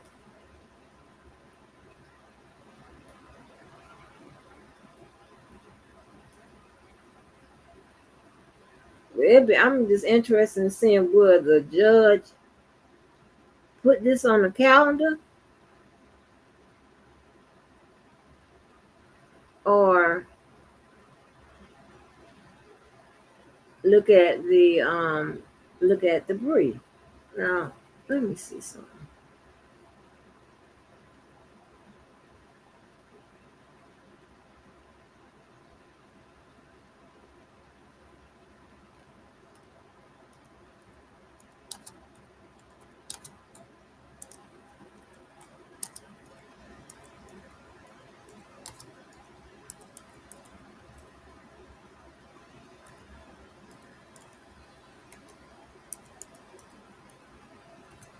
Let me see.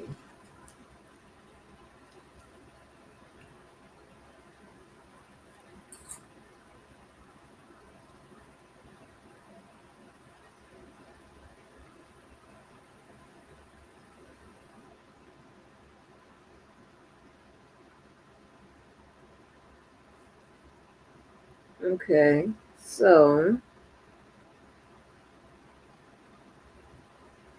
let me see. What would his claim? Because he did it as civil rights. So let me see what would be his claims.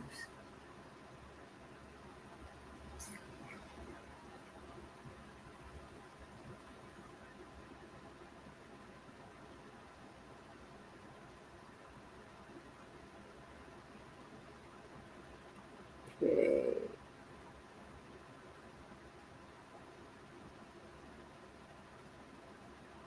Mm.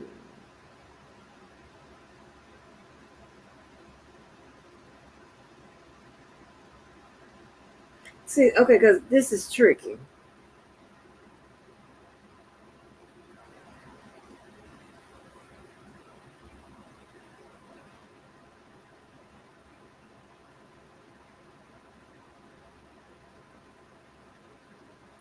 When you think of civil rights violations, right? Usually, a a civil rights violation occurs when someone who has authority violates your civil rights. Okay? Meaning law enforcement or something like, somebody in an official capacity, right?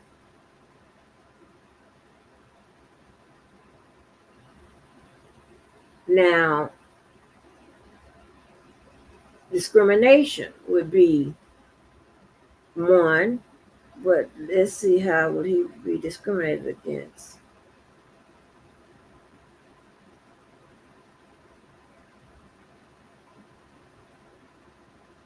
Okay, because he's not in a protected group.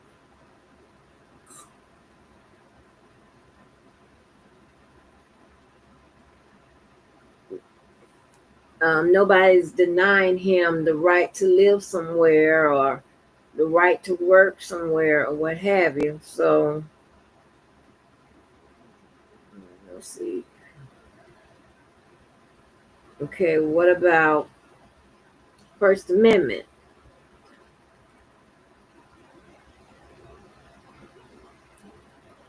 Um, how did someone violate his First Amendment rights? Hold on, let me look something.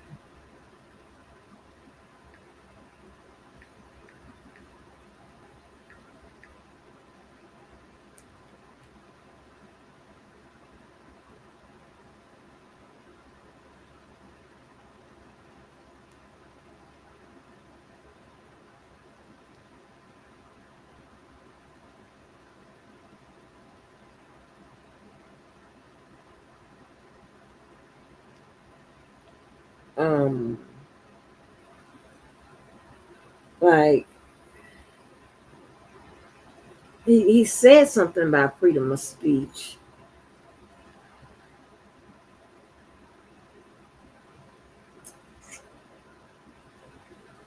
But how, like how did they censor his freedom of speech? His freedom of religion, something like that. What about his due process? See, um, that would have to be done by someone in law enforcement or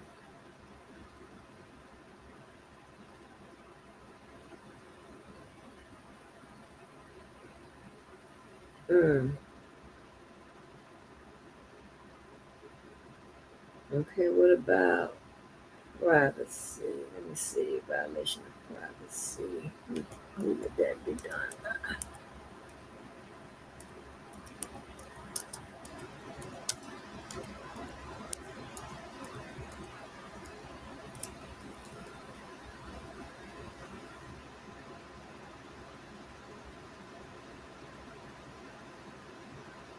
You might have something with rights,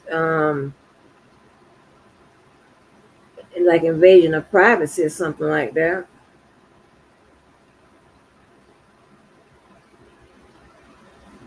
But I didn't hear and see. Here's where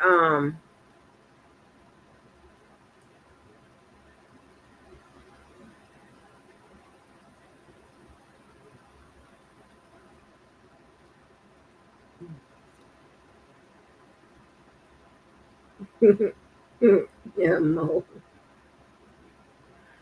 So when the judge noted that there wasn't a plausible claim, that's exactly how she put it. Yeah, plausible claim, right? Then that's where she's asking for what I'm trying to go through. Like, who violated your rights? How were they violated? So on and so forth. You understand what I'm saying?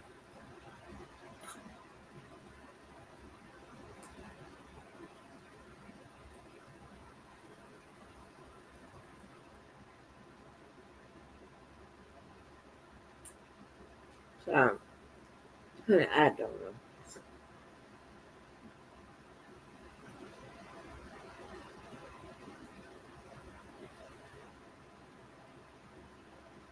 I did ask. Can you? I asked that on the first. On the first one, I said, "Can you leave Diva out of it?"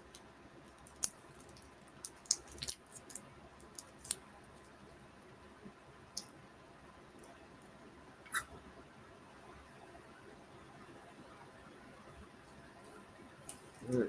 After I read, that she was in, I said, "Diva, can you take Diva out of it?" Like, come on now.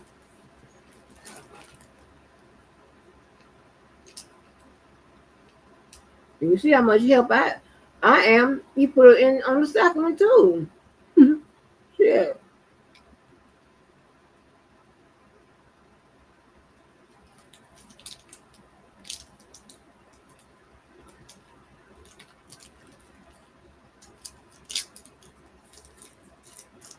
And this is no advice. I'm not giving no legal advice or anything like that, but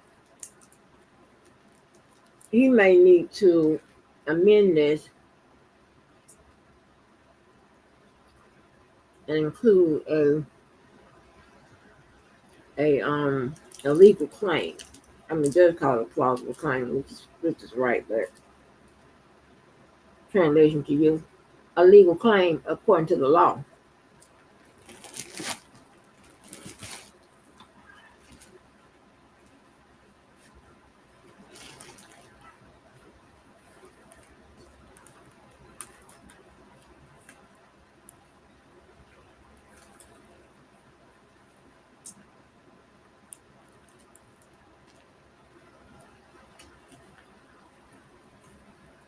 You need a legal claim.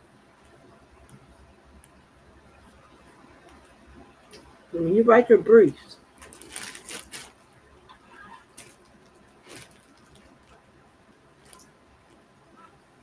your briefs was the first opportunity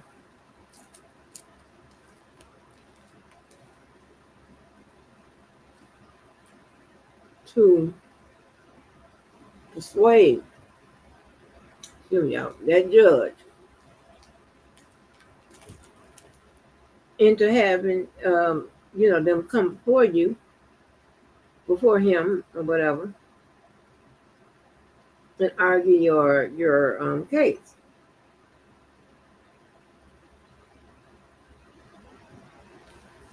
And oh, you know what? Oh, I bet he didn't. Let me see if he left this out. Shit.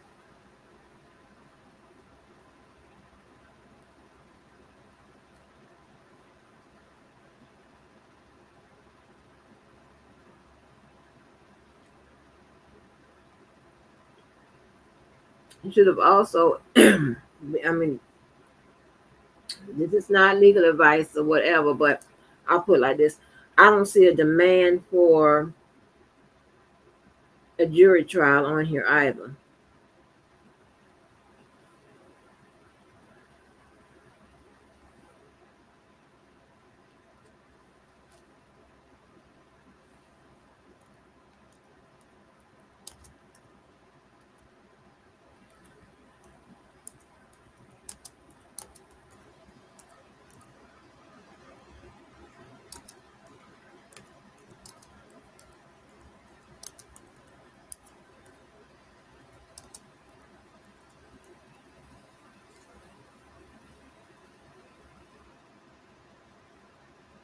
I don't see that.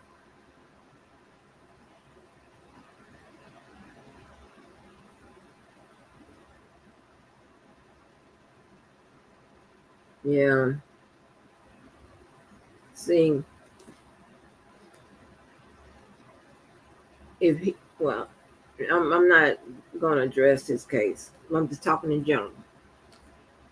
So if he would have, stated that he wants a jury trial, that means that it will be decided by a jury rather not a judge, right? Because the judge can do what he did last time.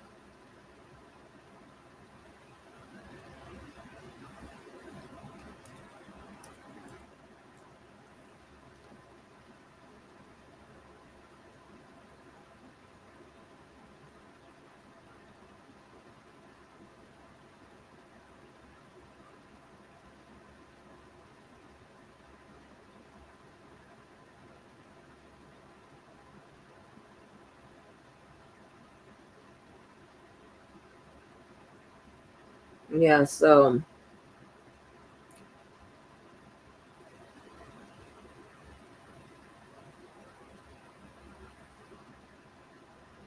mm,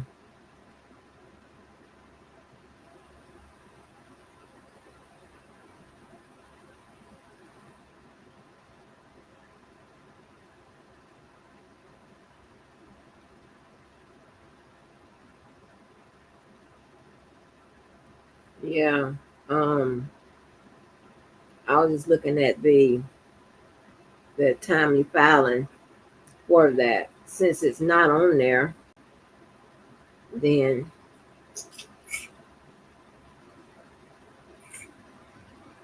all this is like breaking up a fight between first graders over a pencil. Yeah,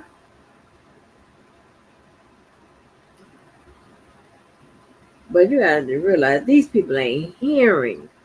Like, just go to your corner and leave each other alone. They not hearing that shit.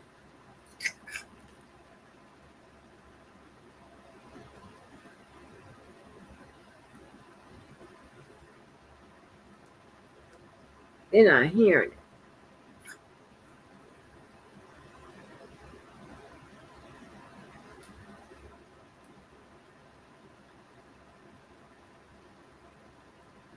Let me see. What is the filing time for?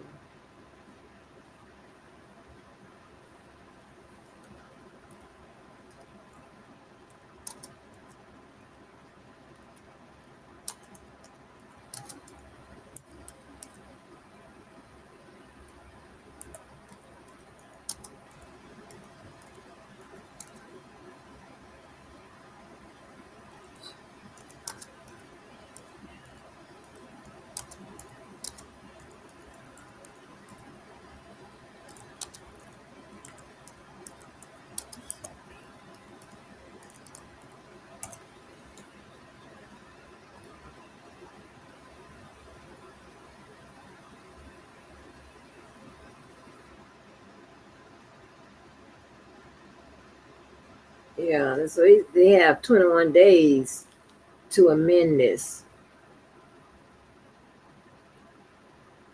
So you better go quick.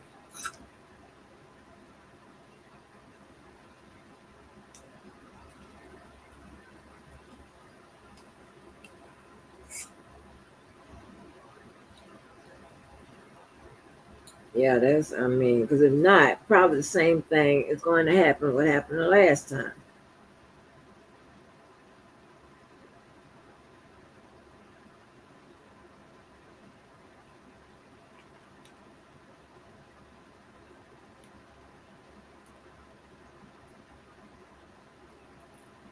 We done kept more up all night. Yeah. Woo!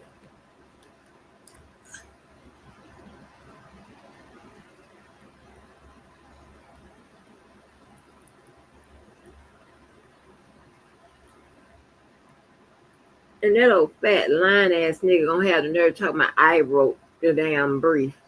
Huh?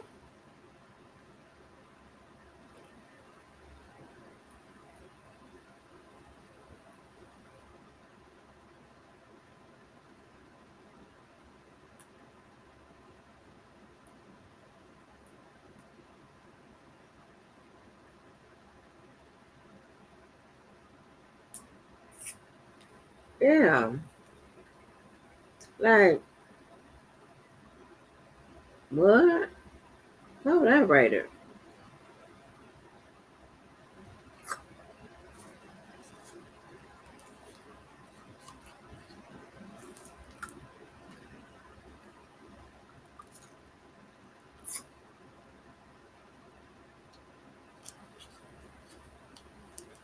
Mm-mm-mm.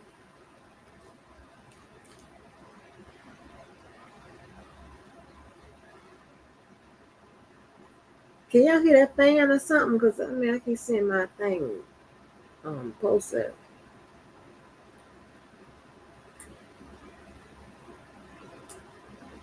Child, this is the shit that happens.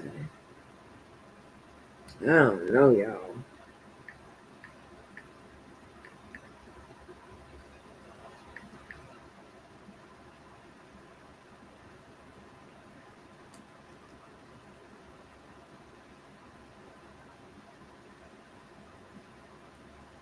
Do y'all believe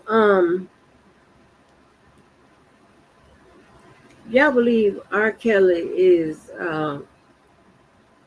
has gotten used to, his environment or what have you?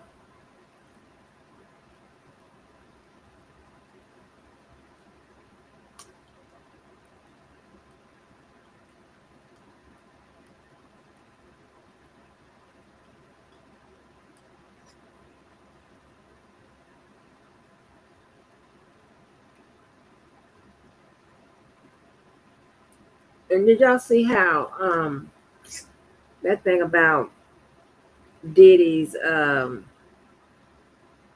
new defense, how it got turned so quickly into something it ain't? Now we went over it, and Levi was over here when I was trying to explain the difference between, and maybe he wasn't, but anyway, when I was trying to explain the difference, oh, he was here for this one. When when your argument or your defense is saying someone is not guilty because they didn't do it versus saying someone is not guilty and justifying or excusing why it happened, or saying you're not guilty because of some other reasons.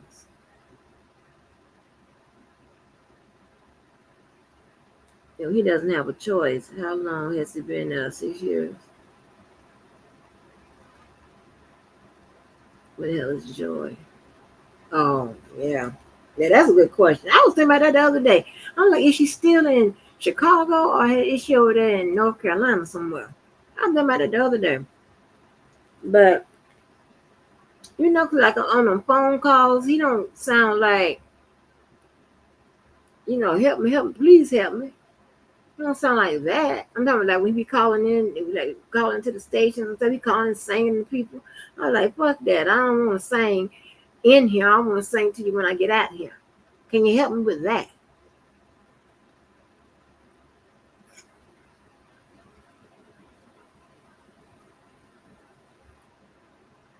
But yeah, somebody, they quickly, and Charlemagne, I don't want him saying nothing else. Charlemagne quickly let me see if I can play it. He pissed me off.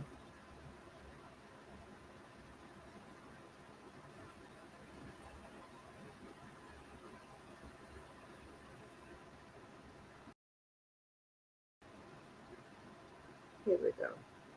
Her Cowboy Carter tour in LA at SoFi Stadium. There have been a lot of conversations around the Beyonce tickets because reports were that they were not selling the way that they typically would sell and how they should sell for this to be such a big tour. When the show kicked off in LA last night, there was reportedly still 3,800 seats available, and resale prices dropped $20. And with just hours left, there were reports that Ticketmasters were still selling seats from $47 to $331. But there were crazy resale prices online as well too, which is insane because there were tickets left. But people were selling tickets for insane amounts of money. The show went down, however, and let me tell y'all, Beyonce is Beyonce, but that Blue Ivy, did y'all watch the videos I sent y'all? Listen, Blue Ivy is the one. She is a superstar. So y'all remember when Beyonce went on her last tour, Blue Ivy was dancing on stage during some of the sets, and people were all worried about critiquing her dancing, like she's not a kid. Let me tell y'all something. Baby girl came back not to play. She comes out to several sets, including Deja Vu. And when I tell you she steals the show, she is so good. Rumi, Beyonce's baby girl, also came out on stage and was a part of the show last night. And yeah, the girls are saying if tickets are available, go and get them because the show was amazing. Listen, people preparing for a recession this summer. That's why those tickets still available. Okay, people can't afford to go. Don't let the internet fool you. Folks is hurting out here. They may not want to show you on social media, but in real life, they will have no choice. Yeah, no. You can't front in real life. You might can front on the internet, but you can't front in real life. Okay, right. Mega Millions is $5 now. Go ahead, Envy. What you about to say? I was going to say, it's so funny when people say she didn't sell out, but she's doing, 32, 34 shows. And out of those 32, 34 shows, a majority of them are sold out. Like, that's huge right now, especially for what we're through. So 100%. like, stop it. I think when her shows do sell out, people just have such a big conversation about the ticket prices. But I will say, in a lot of the reports that I saw about the ticket prices, everybody kept saying they're unclear why it isn't selling, and it's exactly to me what Charlamagne is saying. People ain't got no money. Exactly. and they letting you know on X, they like, yo, is there a way we could carpool these tickets? Like, people want to go, but they really can't afford to go. Yeah, so shout out to Beyonce and her opening night. It would be dope for her to get. I mean, I don't know if it's up to her, but for them to give away the remaining inventory just because of the current economic situation that we're in. Because there is a lot of people forecasting that we will be in a recession. By this summer, a lot of federal workers have lost their jobs, and more of that is to come because of these tariffs. So it would be cool just to give away the remaining inventory just because people hurting out here. Well, I wonder if she did a deal with Live Nation and Live Nation controls those tickets. You know what I mean? Because they probably paid her a certain amount of money. So I don't know if they actually can, but like you said, lowering ticket prices will help all some away free for super fans. I will say though, people are online complaining about ticket sale prices, and there's still a lot of lower and cheaper tickets that you can purchase. I don't know why people skip over that, but you can purchase the cheaper tickets. Mega Millions is $5 a ticket now. Okay, we heard you. Okay, Unc. Yes. And yesterday too, I wanted to say the theme on stage for Beyonce was never ask permission for something that already belongs to you, which leans into her coming into the Cowboy Carter space, the country music space, and taking what is rightfully hers. And she showed images of some of the Black country music singers and people who play the different instruments and all those things. So yeah, making sure I edit that in there. Now, another right turn here, Diddy. Now, Diddy has a new defense. We talked about this yesterday, but Puff has a new defense right now that I think is pretty interesting. So what did he say? Never ask permission for taking things that out? What did he say? I didn't even think about how those kind of relate. No. So what he's saying is that he was not in control of his mental capacity. So there's no way he could have committed those crimes. Insanity. Yes. Good defense. No, it's not. When all else fails, just play dumb. I was crazy. I'm retarded, Your Honor. You're not supposed to say that word. So Diddy is saying that he lacked mental capacity to commit crimes. Now, here's what is happening. So his team is saying, look, I know that y'all are alleging that there were these crazy parties and these crazy acts that went down, and all these people are saying that they were drugged and there were drinks that were given to them or whatever. But our client also may have been under the influence of something that allowed him to not control his actions. Now, in the documents that were obtained by TMZ reported this exclusively, and the documents that were obtained, they redact what his mental issue was that messed with his capacity. But in other lines, they talk about things that have to do with drinking and alcohol. So it's you putting two and two together here. But you know why that's not a good defense? Because you still made a choice to do those drugs. You still made a choice to drink that alcohol. You still made a choice to do those things. So you still numerous times. Yeah, so that's not like it's a one shot and done, right? That's right. So you still have to be responsible for your actions under the influence. You don't get in the car drunk and then wreck and kill somebody, and they let you off just because you was drunk. No, you made the choice to drink. You made the choice to drink and drive. And also, too, is not. I mean, just legally speaking, prosecutors are shooting back on this, and this is how the reporters know that. Drugs and alcohol are part of the conversation of what Diddy's claiming is because prosecutors responded in the document and they said, listen, there's rules that say you got to let us know that y'all are going to be trying to claim that the evidence of drugs and alcohol as an effect to you or what you're about to lean on. You guys didn't do that in enough time. So you can't tell us that it was drugs and alcohol. And they also supposed to be bringing this doctor or have this doctor in conversation that's supposed to be testifying to what Diddy's team is claiming. And prosecutors are like, he ain't never even examined them. The drug and alcohol defense is also a terrible defense when you have people who are saying, yes, you drugged me and you gave me alcoholic drinks and you know what I mean? Like all of that, you're kind of, what's the word? Validating their point. Or deflecting. Not even deflecting, you're validating what they said about you. If you said, hey, he drugged me, he gave me drugs, and it's like because it was already there. Yes. So you're saying, oh yeah, I was taking those same drugs and I was on that alcohol too. So I was out of it. Yes, we were all out of it together. I just think it's horrible too, and it's really vague because if you saying you was in this allegedly drug or alcohol induced haze or whatever, you don't know what happened. That's a big gray area for an attorney to lean in on. So as the defenses fall, we will continue to cover them. All right. Well, thank you. That is the latest with Lauren. Let me ask y'all one question back to the Beyonce thing. Do you think the fact that it's a quote unquote country album and it's more of a on the country tip that a lot of people are not buying tickets? No, because she's doing way more than that. Like I said, Blue Ivy came out the Deja Vu. She's doing a ton of other songs, and Cowboy Carter, Grammy nominated. Grammy, I'm sorry, one. But like, it was a big moment. Like it introduced a lot of people to country music. The girls people bowed down for Beyonce. Are simply broke, and and the country going to get broker.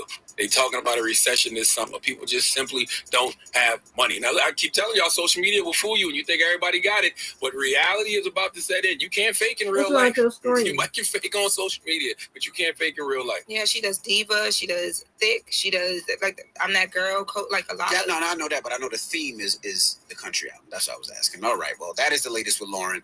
When we come back, Morgan will be joining us with Front Page News, so don't go anywhere. It's the Breakfast Club. Good morning. Wake that ass up in the morning. The Breakfast Club. Who the hell is Morgan? Morgan worked there too. So you see how? Oh girl, I wanted to bop goddamn Charlemagne, putting out that wrong information. Insanity is a defense, right?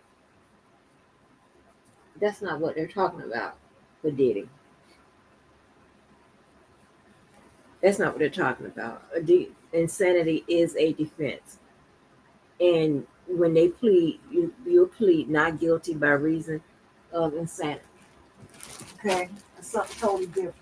That's when they have to have you examined by the professionals and all of that, right? And they'll say, "Oh, she does politics." I don't know, Morgan.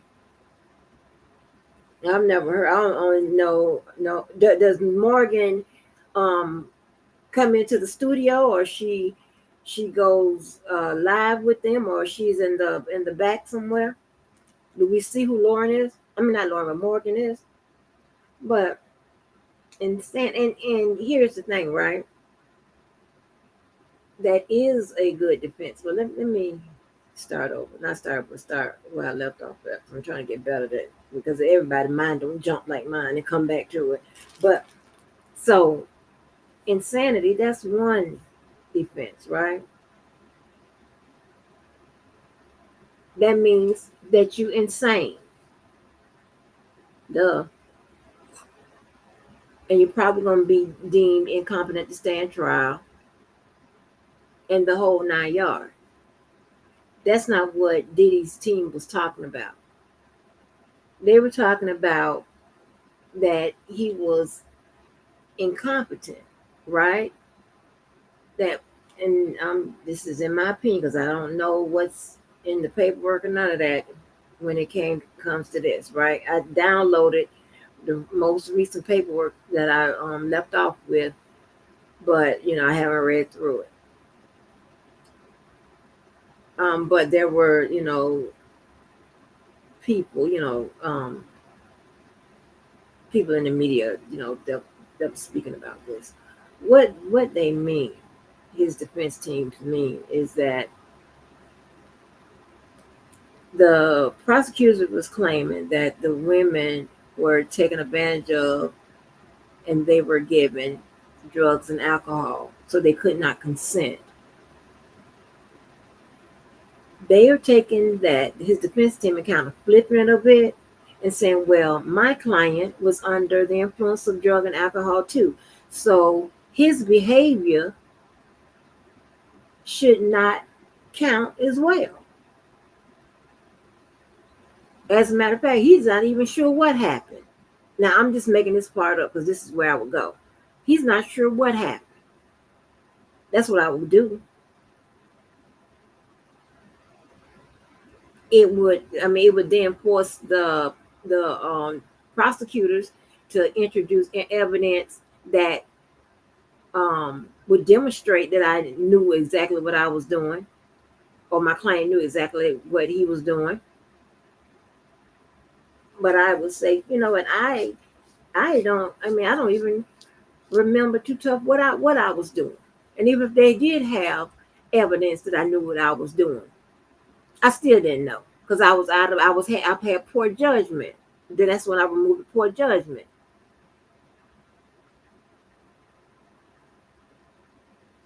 While I was under the influence of drugs and alcohol. They're not saying that he's crazy.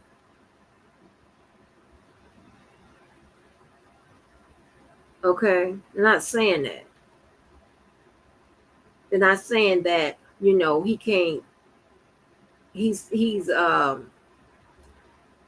so crazy that he couldn't, because if you go with insanity, I mean, then of course they're going to look for you having issues with conducting your own life, right? Somebody has to help you with your life, and we all know that that's not the case. So his lawyer wouldn't even go that route.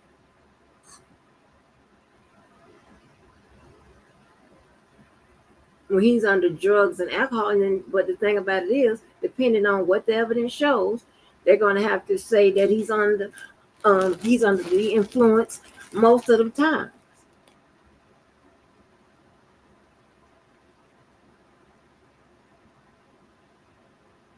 I can't stand when they do that. Because here's the thing, right? Because when they put shit out there like that, oh, it takes over Kanye West's internet.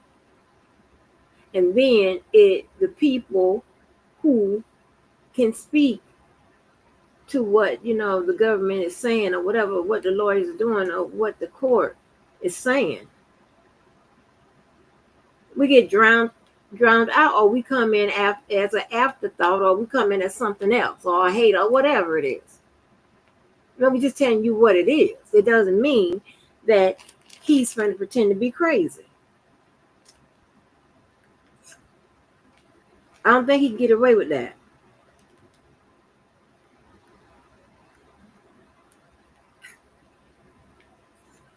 Oh, it pisses me off. I'll be like, could you not do that? It pisses me off when they do it out here. How many times you don't heard that Levi say, "Oh, y'all listen to Miss Walker"? Why not listen? Why listen to you? You ain't got shit right since we've been out here. Like, where's your paperwork? I done flashed mine. Where's your? Oh, okay, that's what I thought.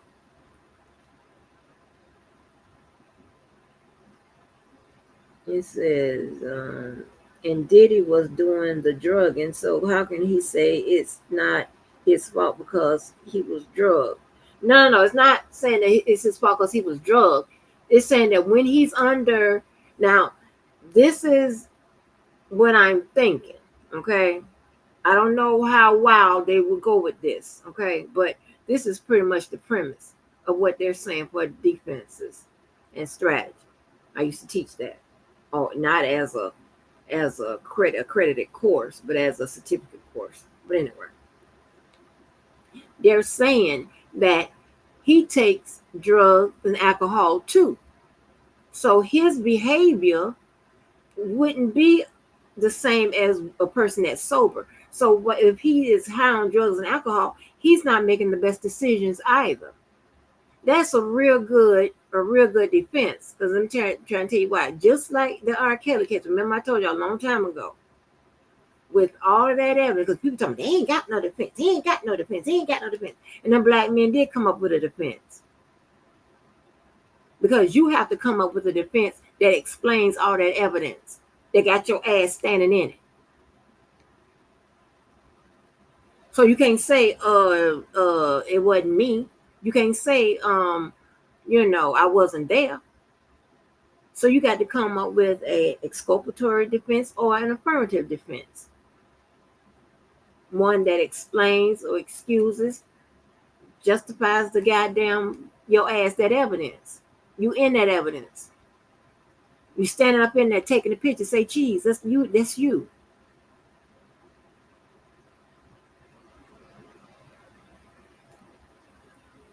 Oh.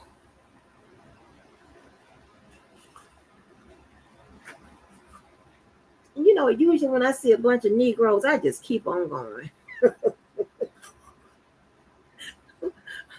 just keep on going. Because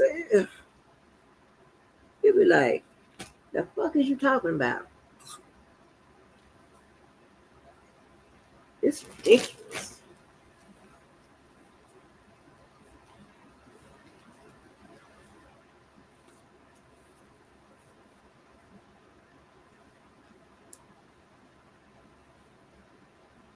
What you say? You said you can see her, but I think she networks from DC or something. Okay.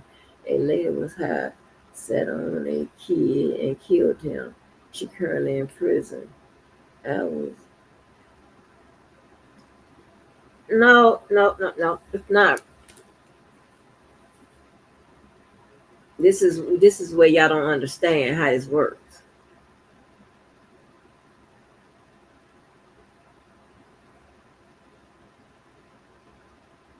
Remember, in his case, they have to come up with a defense. The law doesn't require it, but they have to come up with a defense. Now, they came up with the defense. It's an affirmative defense. That means that the burden of proof shifts to the defense side.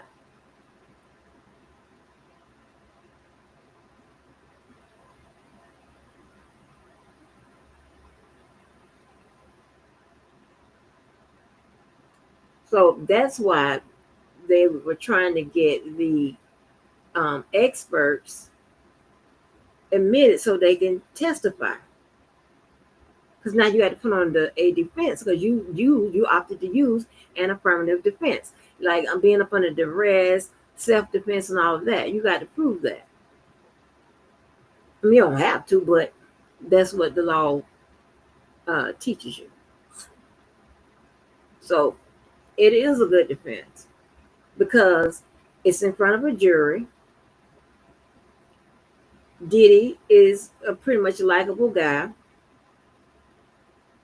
And I'm sure when they lay it out, it will kind of, make sense. These are grown-ups. It's not in the case like R. Kelly had youngsters.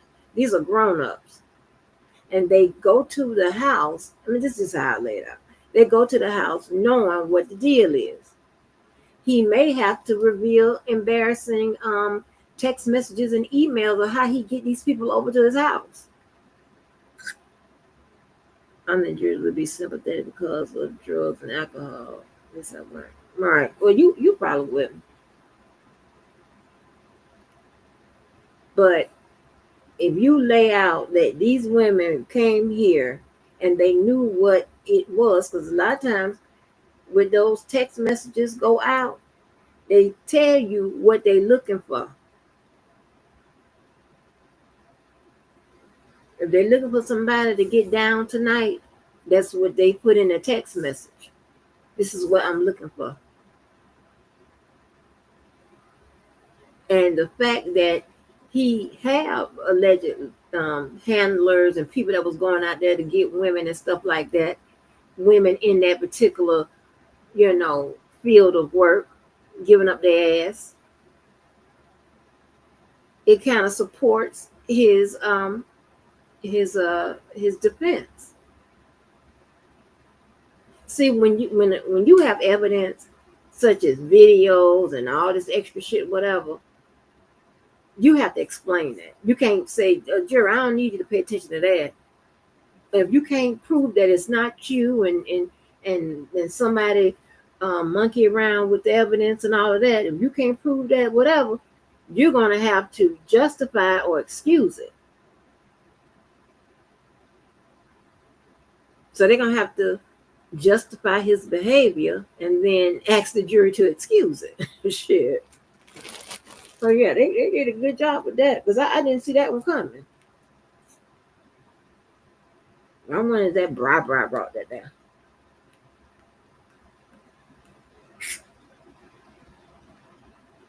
People go to jail every day, crime committed.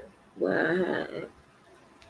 Yeah, they do. People do go to jail, but remember, I'm not saying that he's going to win. I'm saying that it is a good defense.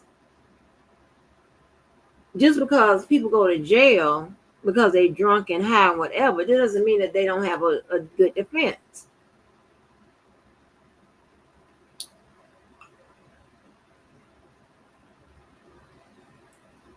And I think, and this is my opinion, I think that they will look at someone high and drunk and they having a good time getting it on differently than someone high and drunk getting behind a wheel of a car.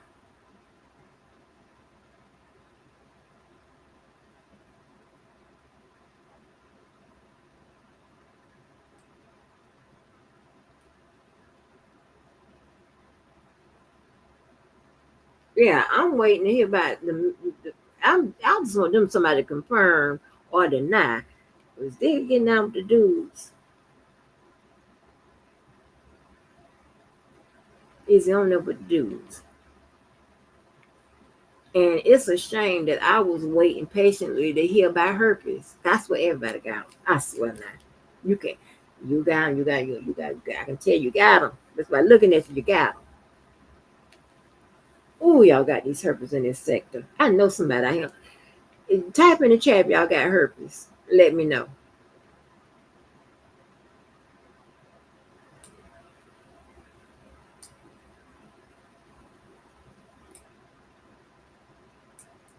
I know you got them. It's about 2 murders out here that we don't know about, and about 4 or 5 people that got them herpes. I know you got them. You sure do have them. I can tell.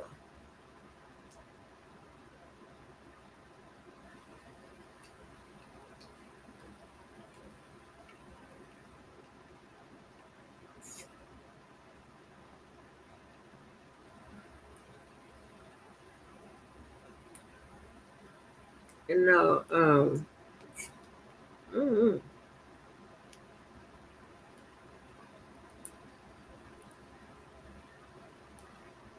And also, with his defense, it also strikes at the prosecution's assertions when it comes to intent. Now we're dealing with the elements now,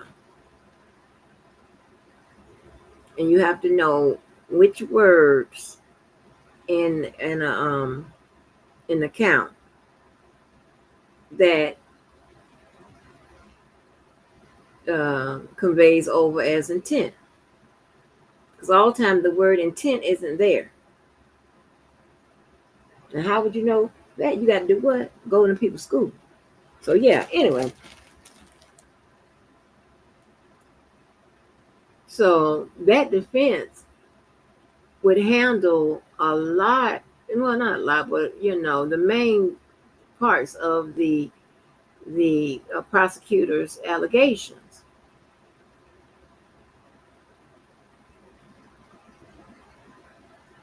We just got to see how high they're gonna make them.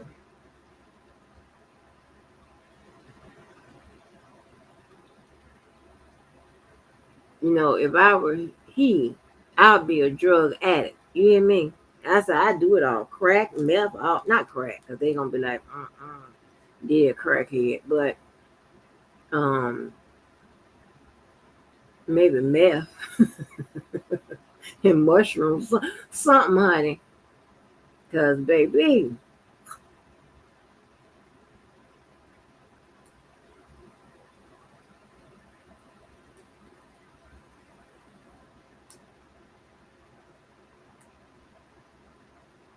mm, mm, mm, mm.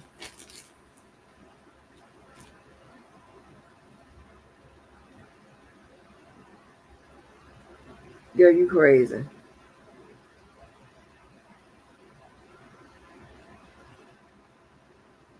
Yes, honey, them damn herpes, baby. Ooh, we talk about them herpes so much. Like herpes, ooh, that person got that person out. Like what? And I think Debo was trying to say that Dominique don't have the herpes, and I thought they said Dominique have the herpes.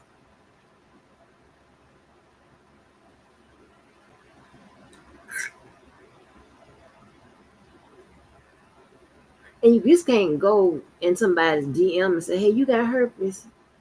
You can't do that.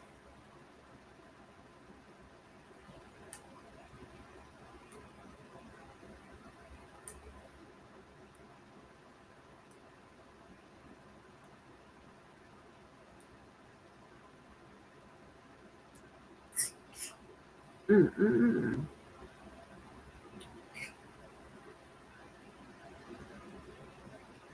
Oh, they would have time. Yeah, that's crazy though. That is crazy. And Charlamagne gonna put in insanity. But shut up.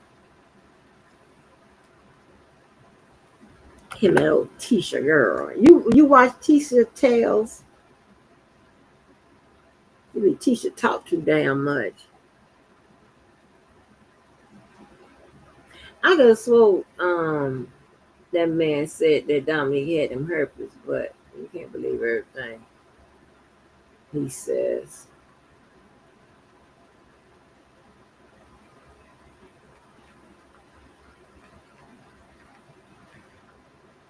Let me see.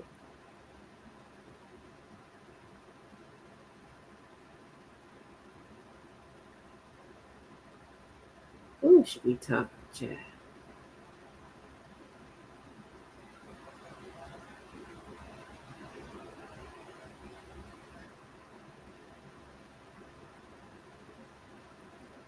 We'll see you tonight.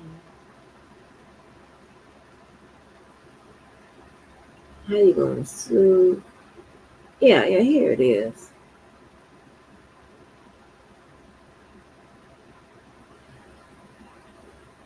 Defendant's memory or cognitive function. He is paid Mark Agnafili. Oh my God, you guys, come and sit down and shut the door. Diddy is now trying to say that he lacked mental capacity to commit the crimes. Y'all, what is going on? Mark Agnafili, you should be ashamed of yourself. The only time I'm questioning Diddy's mental capacity is how much money, tens of millions, he has paid Mark Agnafili, only for Mark Agnafili to walk him down a one-way street. And Diddy turns around and Mark's like, I gotta go. Well, what am I talking about? If you guys don't know, Mark Agnafili, in my opinion, played this all wrong. Now, when it comes to Diddy's case, we're about to get into why they say they have no capacity, but let me just say this. Mark Agnafili played this all wrong. First of all, trying to S-shame people, trying to say, oh, lots of couples hire their escorts. They're swingers. Okay, dummy. But let this be a wake-up to the industry, acting, music, couples. Just because everybody does it does not mean it's legal. Hiring sex workers is illegal. Having drug-filled orgies illegal. Laying hands on people illegal. I don't care if everybody did it. They are sending a message. It's time to clean it up. But not only that, Diddy needed more time to prepare his defense. They snatched him off the street because he was doing something that threatened the investigation on such a high level that the feds were like, lock him up. So what ended up happening? Mark Agnafili was one that pushed for a speedy trial. This trial could have been tried in a year or two. The feds were fine. Mark Agnafili was like, nah, here's what we're going to do. We're going to say, no, we want a speedy trial. We're going to rush them to complete their investigation. And it's true, they did scale down their investigation, but dummy, they already had enough to do you in, Diddy. Anyway, right? Let me just get past this, then we'll get to his mental stuff. So Mark Agnafili was like, yo, here's what we're doing. It's trial. Trial is a lot of skill. We're going to rush this to trial and make sure the feds close their investigation down early. And then we're going to say, hit pause and say, hey, can we bring the trial back in 2 months and 3 months? And we'll just keep asking for continuances. Don't worry, I got you. Diddy was like, yo, you sure it's going to work? He's like, yo, I got you. Relax. Well, guess what? Diddy, he does not have you. He tried that stuff. The judge, as you know, said, baby, we are a freight train moving forward. Jury selection is going to start on, May the 5th? The actual trial in court, and you know your girl's going to be covering it, it's going to be May 12th. Baby, I know Diddy is sick. To the point that Mark Agnafili is now saying that he lacked the mental capacity to commit crimes. They said part of Diddy's defense involves his mental capacity to commit crimes while he was essentially wasted. He even had the doctor lined up to testify. But feds think it's a totally irrelevant point.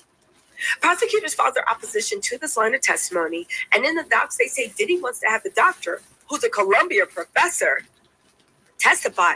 He had a mental condition bearing on the issue of guilt. What? Well, listen. They said, well, the detail of its alleged condition is redacted to the documents, but there are some clues, including a bit about Diddy's alleged drinking and rugging. According to docs obtained by TMZ, And by obtained by TMZ, maybe Diddy's team gave this to TMZ. Prosecutors say legal precedent requires the defense to give proper notice before offering any evidence of the effects of drugs and alcohol on a defendant's memory or cognitive function. One other clue is prosecutors describing the doctor's potential testimony as evidence of the defendant's inability to control his behavior.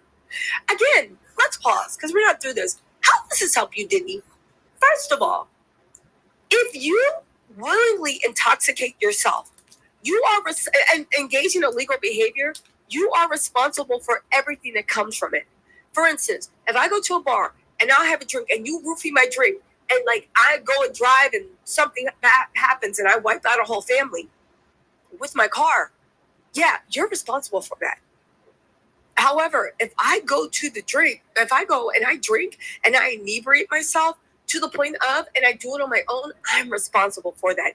Diddy, what are you talking about? What psychological condition do you have linked to guilt? No, really, I want to know. So, yes, we understand that, ma'am. Any old who, first of all, under Rule 12, so it's probably a Rule 12 violation if they're saying that the information isn't in time, right? That's Rule 12 handles pretrial issues, right? And a pretrial issue, it can be a defense, right? That's when you see the motion and limines and all of that we always talk about and go over. But saying that he lacked the capacity or he was high and under, what have you, not saying that he didn't do it. They're saying here's why he did it. And because of that, you should mitigate his guilt. Meaning, like, if you can, find him not guilty. But if you can't find him not guilty, then give him a reasonable punishment, ma'am. So we're not trying to say he didn't do it. This is why this excuse or justification defense is being introduced to us. Oh, God. Get on my nerves. Just shut up. And I'm going to find out. Let me Google it. Hold on, y'all. Let me go Google it. Okay, I just got it. So they're saying it's either major depressive disorder with psychotic features. Severe guilt can trigger or worsen major depression. In extreme cases, the person may lose touch with reality. Psychotic depression, delusions of guilt, believing they deserve punishment even if they don't, cognitive slowing and poor judgment. Obsessive compulsive disorder, the guilt variant, I don't think that's. The person is tormented by obsessive thoughts about guilt, wrongdoing, and harming others, even irrational. It could impair impulse control, judgment, and decision-making. I don't think so. They're trying to say that he has guilt-driven PTSD, flashbacks, disassociation, mental checking out, and poor emotional regulation. So you're trying to say that when you was putting a whooping on the women around you and some men, you were disassociating and having flashbacks of what? Diddy, you was the one that was Diddy stomping your mom, according to Uncle Gene Dill. Anyway, acute stress reaction, temporary insanity, extreme guilt at the moment or just before the offense could trigger an acute dissociative state. Defense could argue temporary insanity, but this is incredibly hard to prove. That would mean the person lacked the capacity to understand what they were doing or distinguish right from wrong at that moment. Yeah, listen, I think that's what they're going to go for. Honestly, I think they're actually going to go for cognitive impairment by acute stress reaction, temporary insanity linked to guilt. Diddy, shut your dumb ass up and go make some beats. Okay, so they said, according to the docs, they have to give proper notice before offering any evidence of effects of drugs or alcohol on a defendant's memory or cognitive function. On other clues, prosecutors describing the doctor's potential testimony as evidence of the defendant's inability to control his own behavior. What's interesting is the federal indictment accuses Diddy of rugging his victims into compliance during freak-offs, but now it's a question of whether Diddy himself was in a haze during the alleged crimes. Even if he was, prosecutors say the doctor's opinion on whether Diddy was lucid is irrelevant. In the docs, they do point out that the doctors never personally examined Diddy, and his testimony is based on his experience with other people. Prosecutors also want to block testimony of a forensic video expert regarding the Cassie Hotel beating video, which the judge ruled will be admitted as evidence. Okay, first of all, let me just say this, right? Being high is not a defense against criminal charges. Again, if that was true, I think pretty much every drunk driver would beat the case, right? Again, you had how many years of being a billionaire mogul, orchestrating the freak-offs, inspecting them, having your like. How did you orchestrate? Did you just say like? Did he shut up? Shut up. My nerves, again. This is insanely pathetic, and it's insanely desperate. But it's the way Mark Agnifilo has been 100% wasting Diddy's time this whole time. Think about it. This defense won't hold. Do you know how hard it is to prove temporary insanity? I'm not joking. I'm not talking about CSI or Matlock. I'm talking about in the real world. Even people that really are temporarily insane, the judge and the court doesn't want to hear it. It's so hard to prove temporary insanity. And the fact that Diddy is trying to do this is sad. This is pathetic. This is desperate. And to say this is purely Diddy. I mean, what do y'all think? Are y'all buying this? I know the jury's not. But also, again, you built a $1 billion business. You were on the making of the band. You gave motivation entrepreneur. You literally paid hundreds of thousands of dollars for elaborate SMEX parties.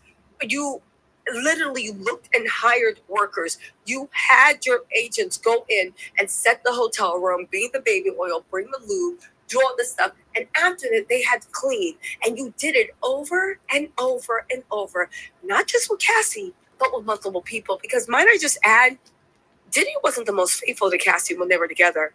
So as much as whatever Cassie went through, there were other people that had to engage in that. So again, where's the temporary insanity? Yo, listen, Diddy is just sad, pathetic, and tragic, but that's what I know about him. Anyway, y'all, let me know what you think in the comments. Don't forget, I am going to be covering the trial. I'm a little bit under weather, but don't worry, girl will be back soon. So look forward to blurry camera angles and subpar audio. I'm just joking. Your girl will be back soon. I'll see y'all soon, but yeah, we getting into this trial. Bye. You done got my damn nerve. All that bad information. Ooh, she done got my nerve.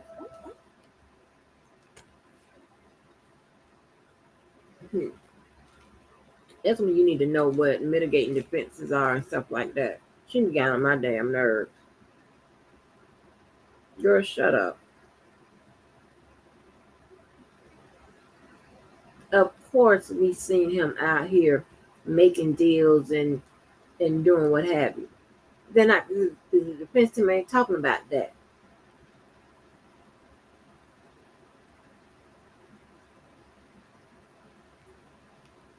Even if they were trying to say in temporary insanity, right?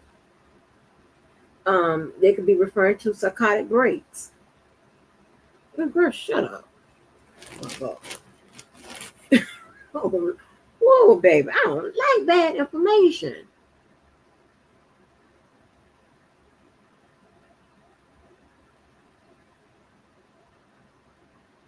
You know, you cannot do the work of a doctor or a lawyer by Google or guessing. It's not going to work.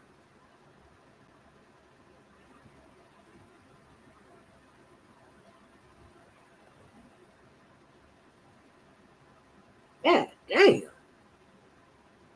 I didn't listen to the whole thing. I listened to the whole thing with y'all. She done pissed me the hell off.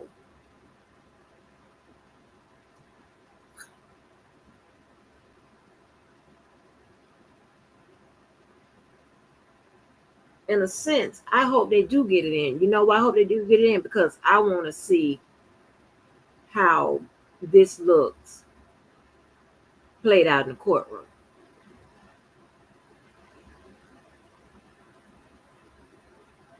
You understand what I'm saying? I don't know if the judge done ruled on it or not. Let me see. Will it be allowed? Because that's a Rule 12 motion. Is it 15 or 30 days before the trial date? I'm not sure. That Rule 12 stuff have to be in. Girl, shut your ass up. Huh, damn Charlemagne.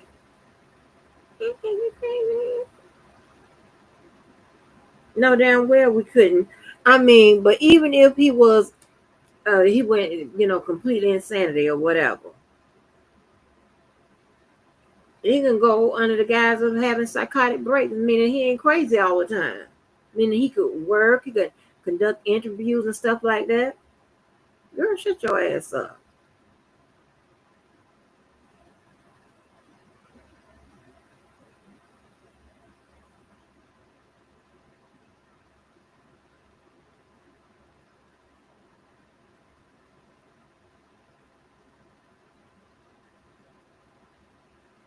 Hold on, let me see if they said anything.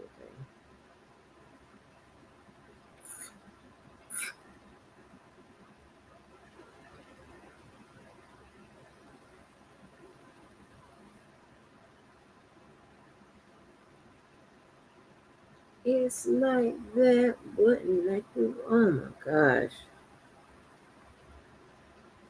When the last time I was in here?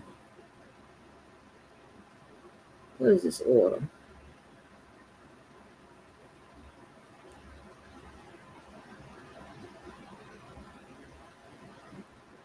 Madeira will begin on Monday, May 5th. Counsel for both parties. Okay. Yeah, he just ruled on. He's just saying that that jury selection will begin on May 5th.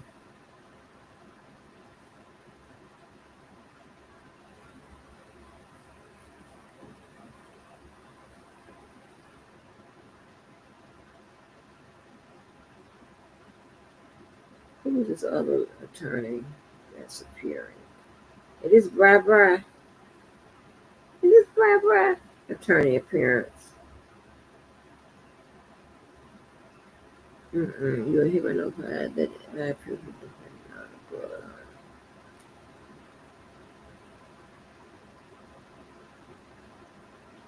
who is the attorney? Retained. Admitted to place in this court.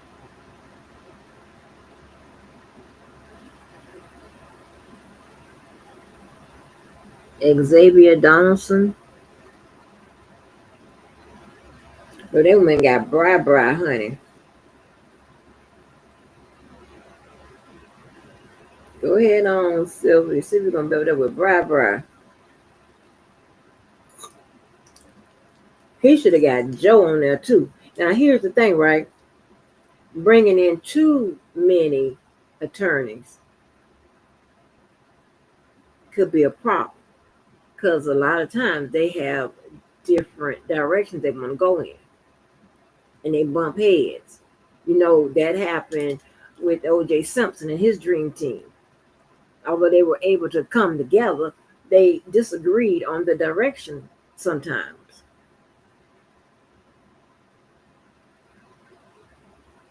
If I'm not mistaken, I think they said that Johnny Cochran wasn't supposed to be first chair.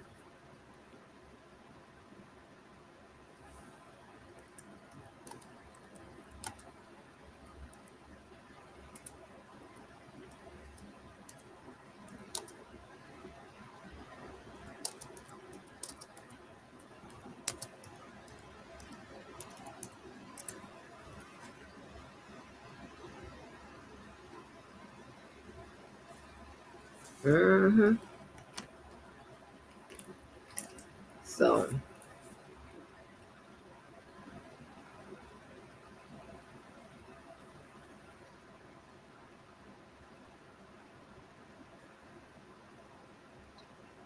I don't know. It should be interesting.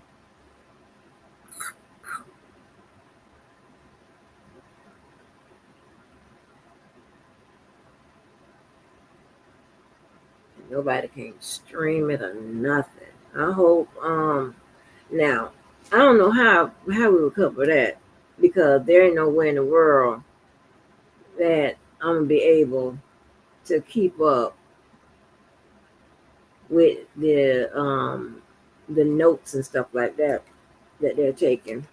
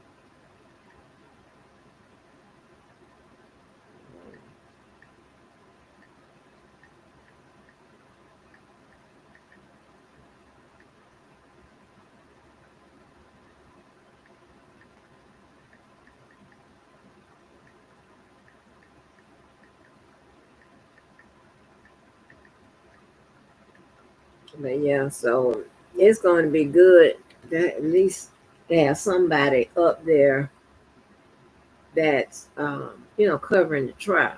You know what I'm saying? And and Sylvia, she'll go on break and stuff like that and update you with what's going on. But ain't nowhere in the world I'm gonna be relying on X and keep refreshing for everything they say. I love y'all, but baby, I have to have stuff to do. And this old funky day shift, I can't stand it.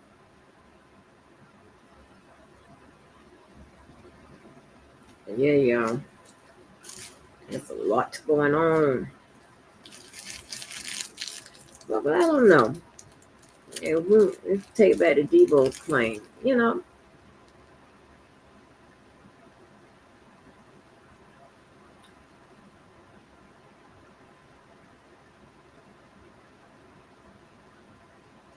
I know, you probably should have noted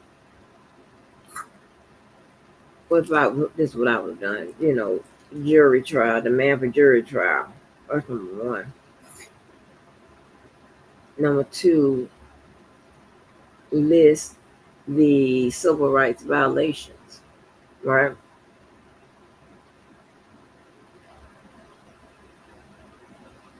Let me see how he had it formatted.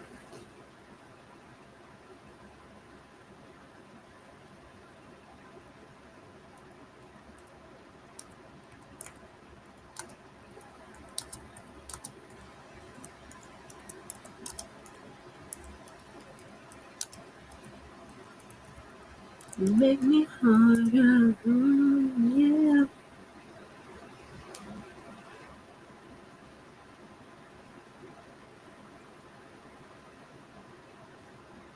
Let me see.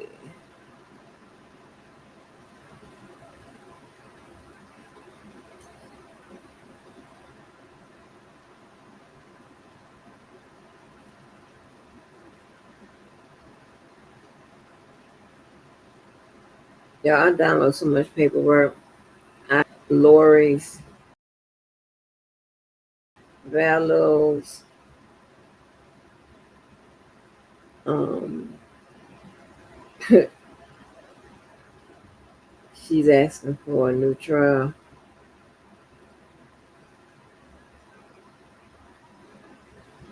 Let me see if I can see.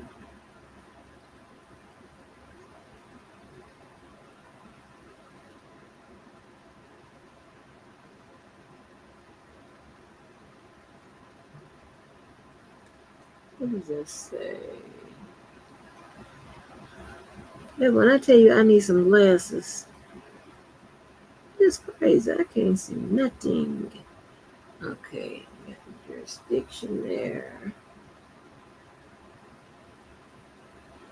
Management of the claim.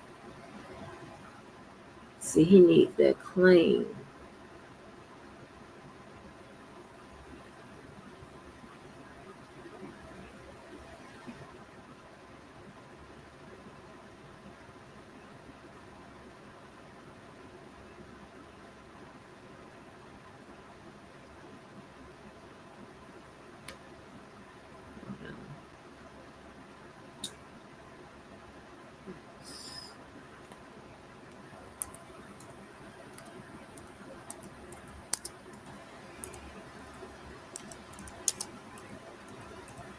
Okay.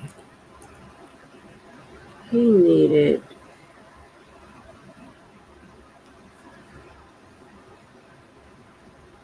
I mean, if I were him, say it like that.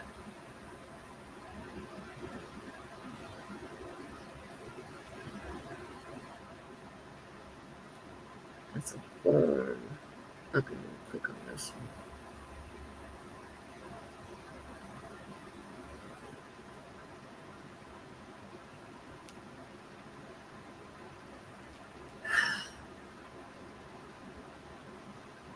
Will you come on, load up, please? Okay.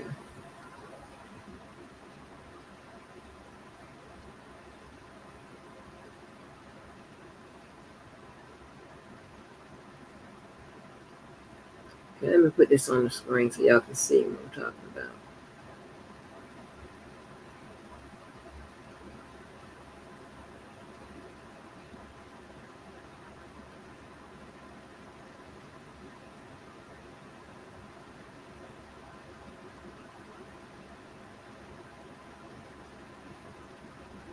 Let me show y'all.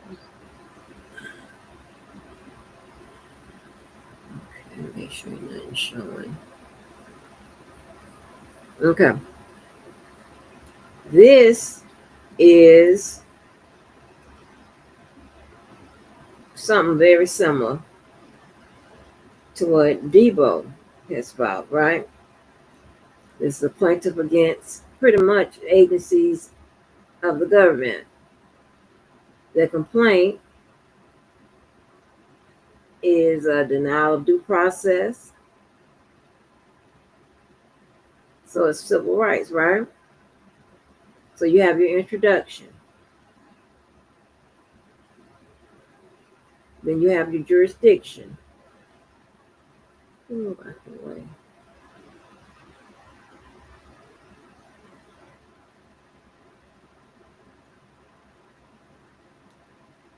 You have your jurisdiction. The jurisdiction is vested in this county, this court by 28,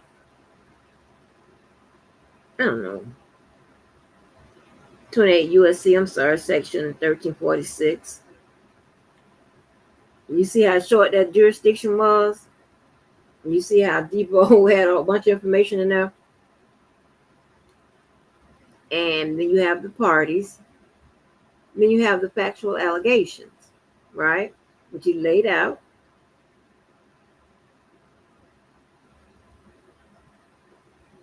And then you see it says jury trial demand.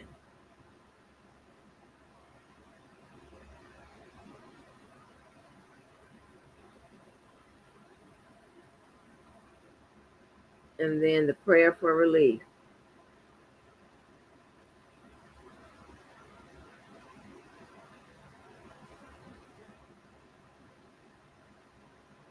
And just some attachment exhibits.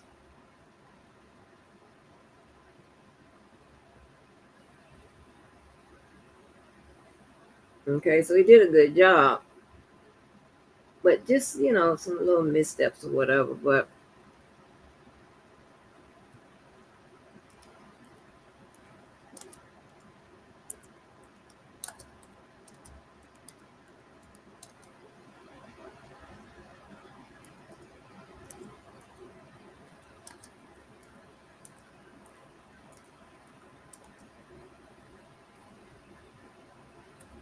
hold on.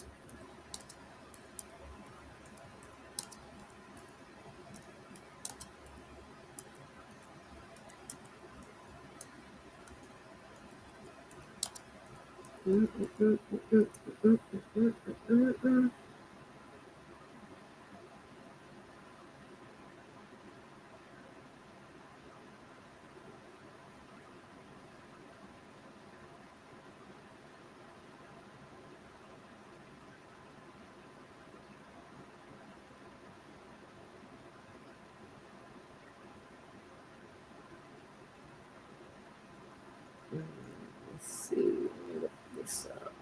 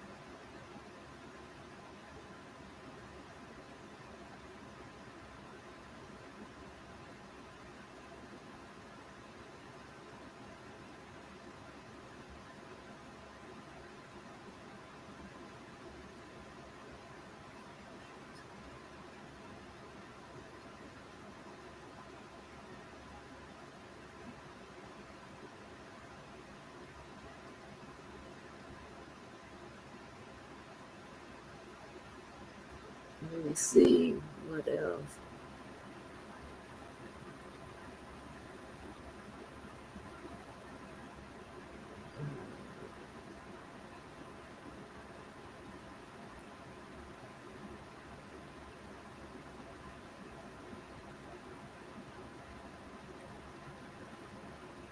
I'm trying to see, does he have time to make those adjustments?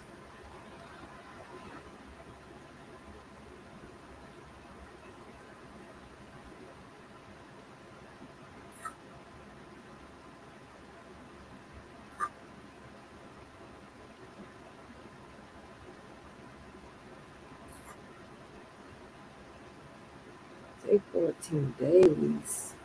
Look at the man.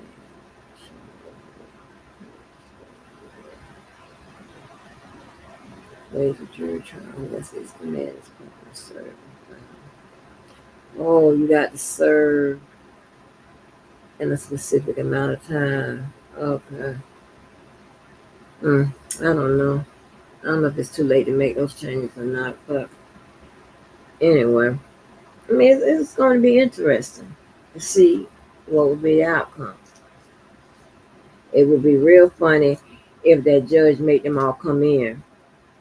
You know what I'm saying? Argue, not really argue, but hear the issue before him in a court.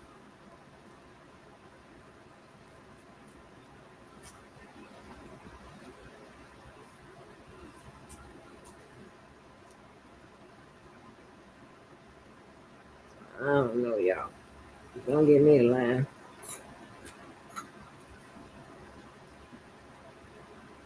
No, I ain't right shit.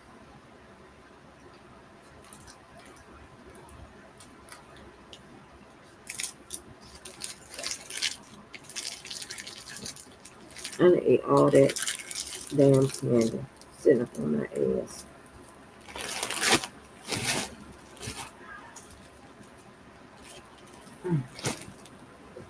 Well, y'all,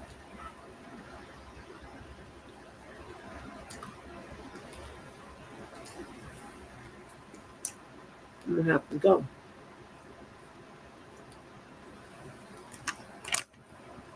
Hey, make sure y'all do something good for yourself and someone else. Make the day a good day and tomorrow even better day. And we're gonna see each other later.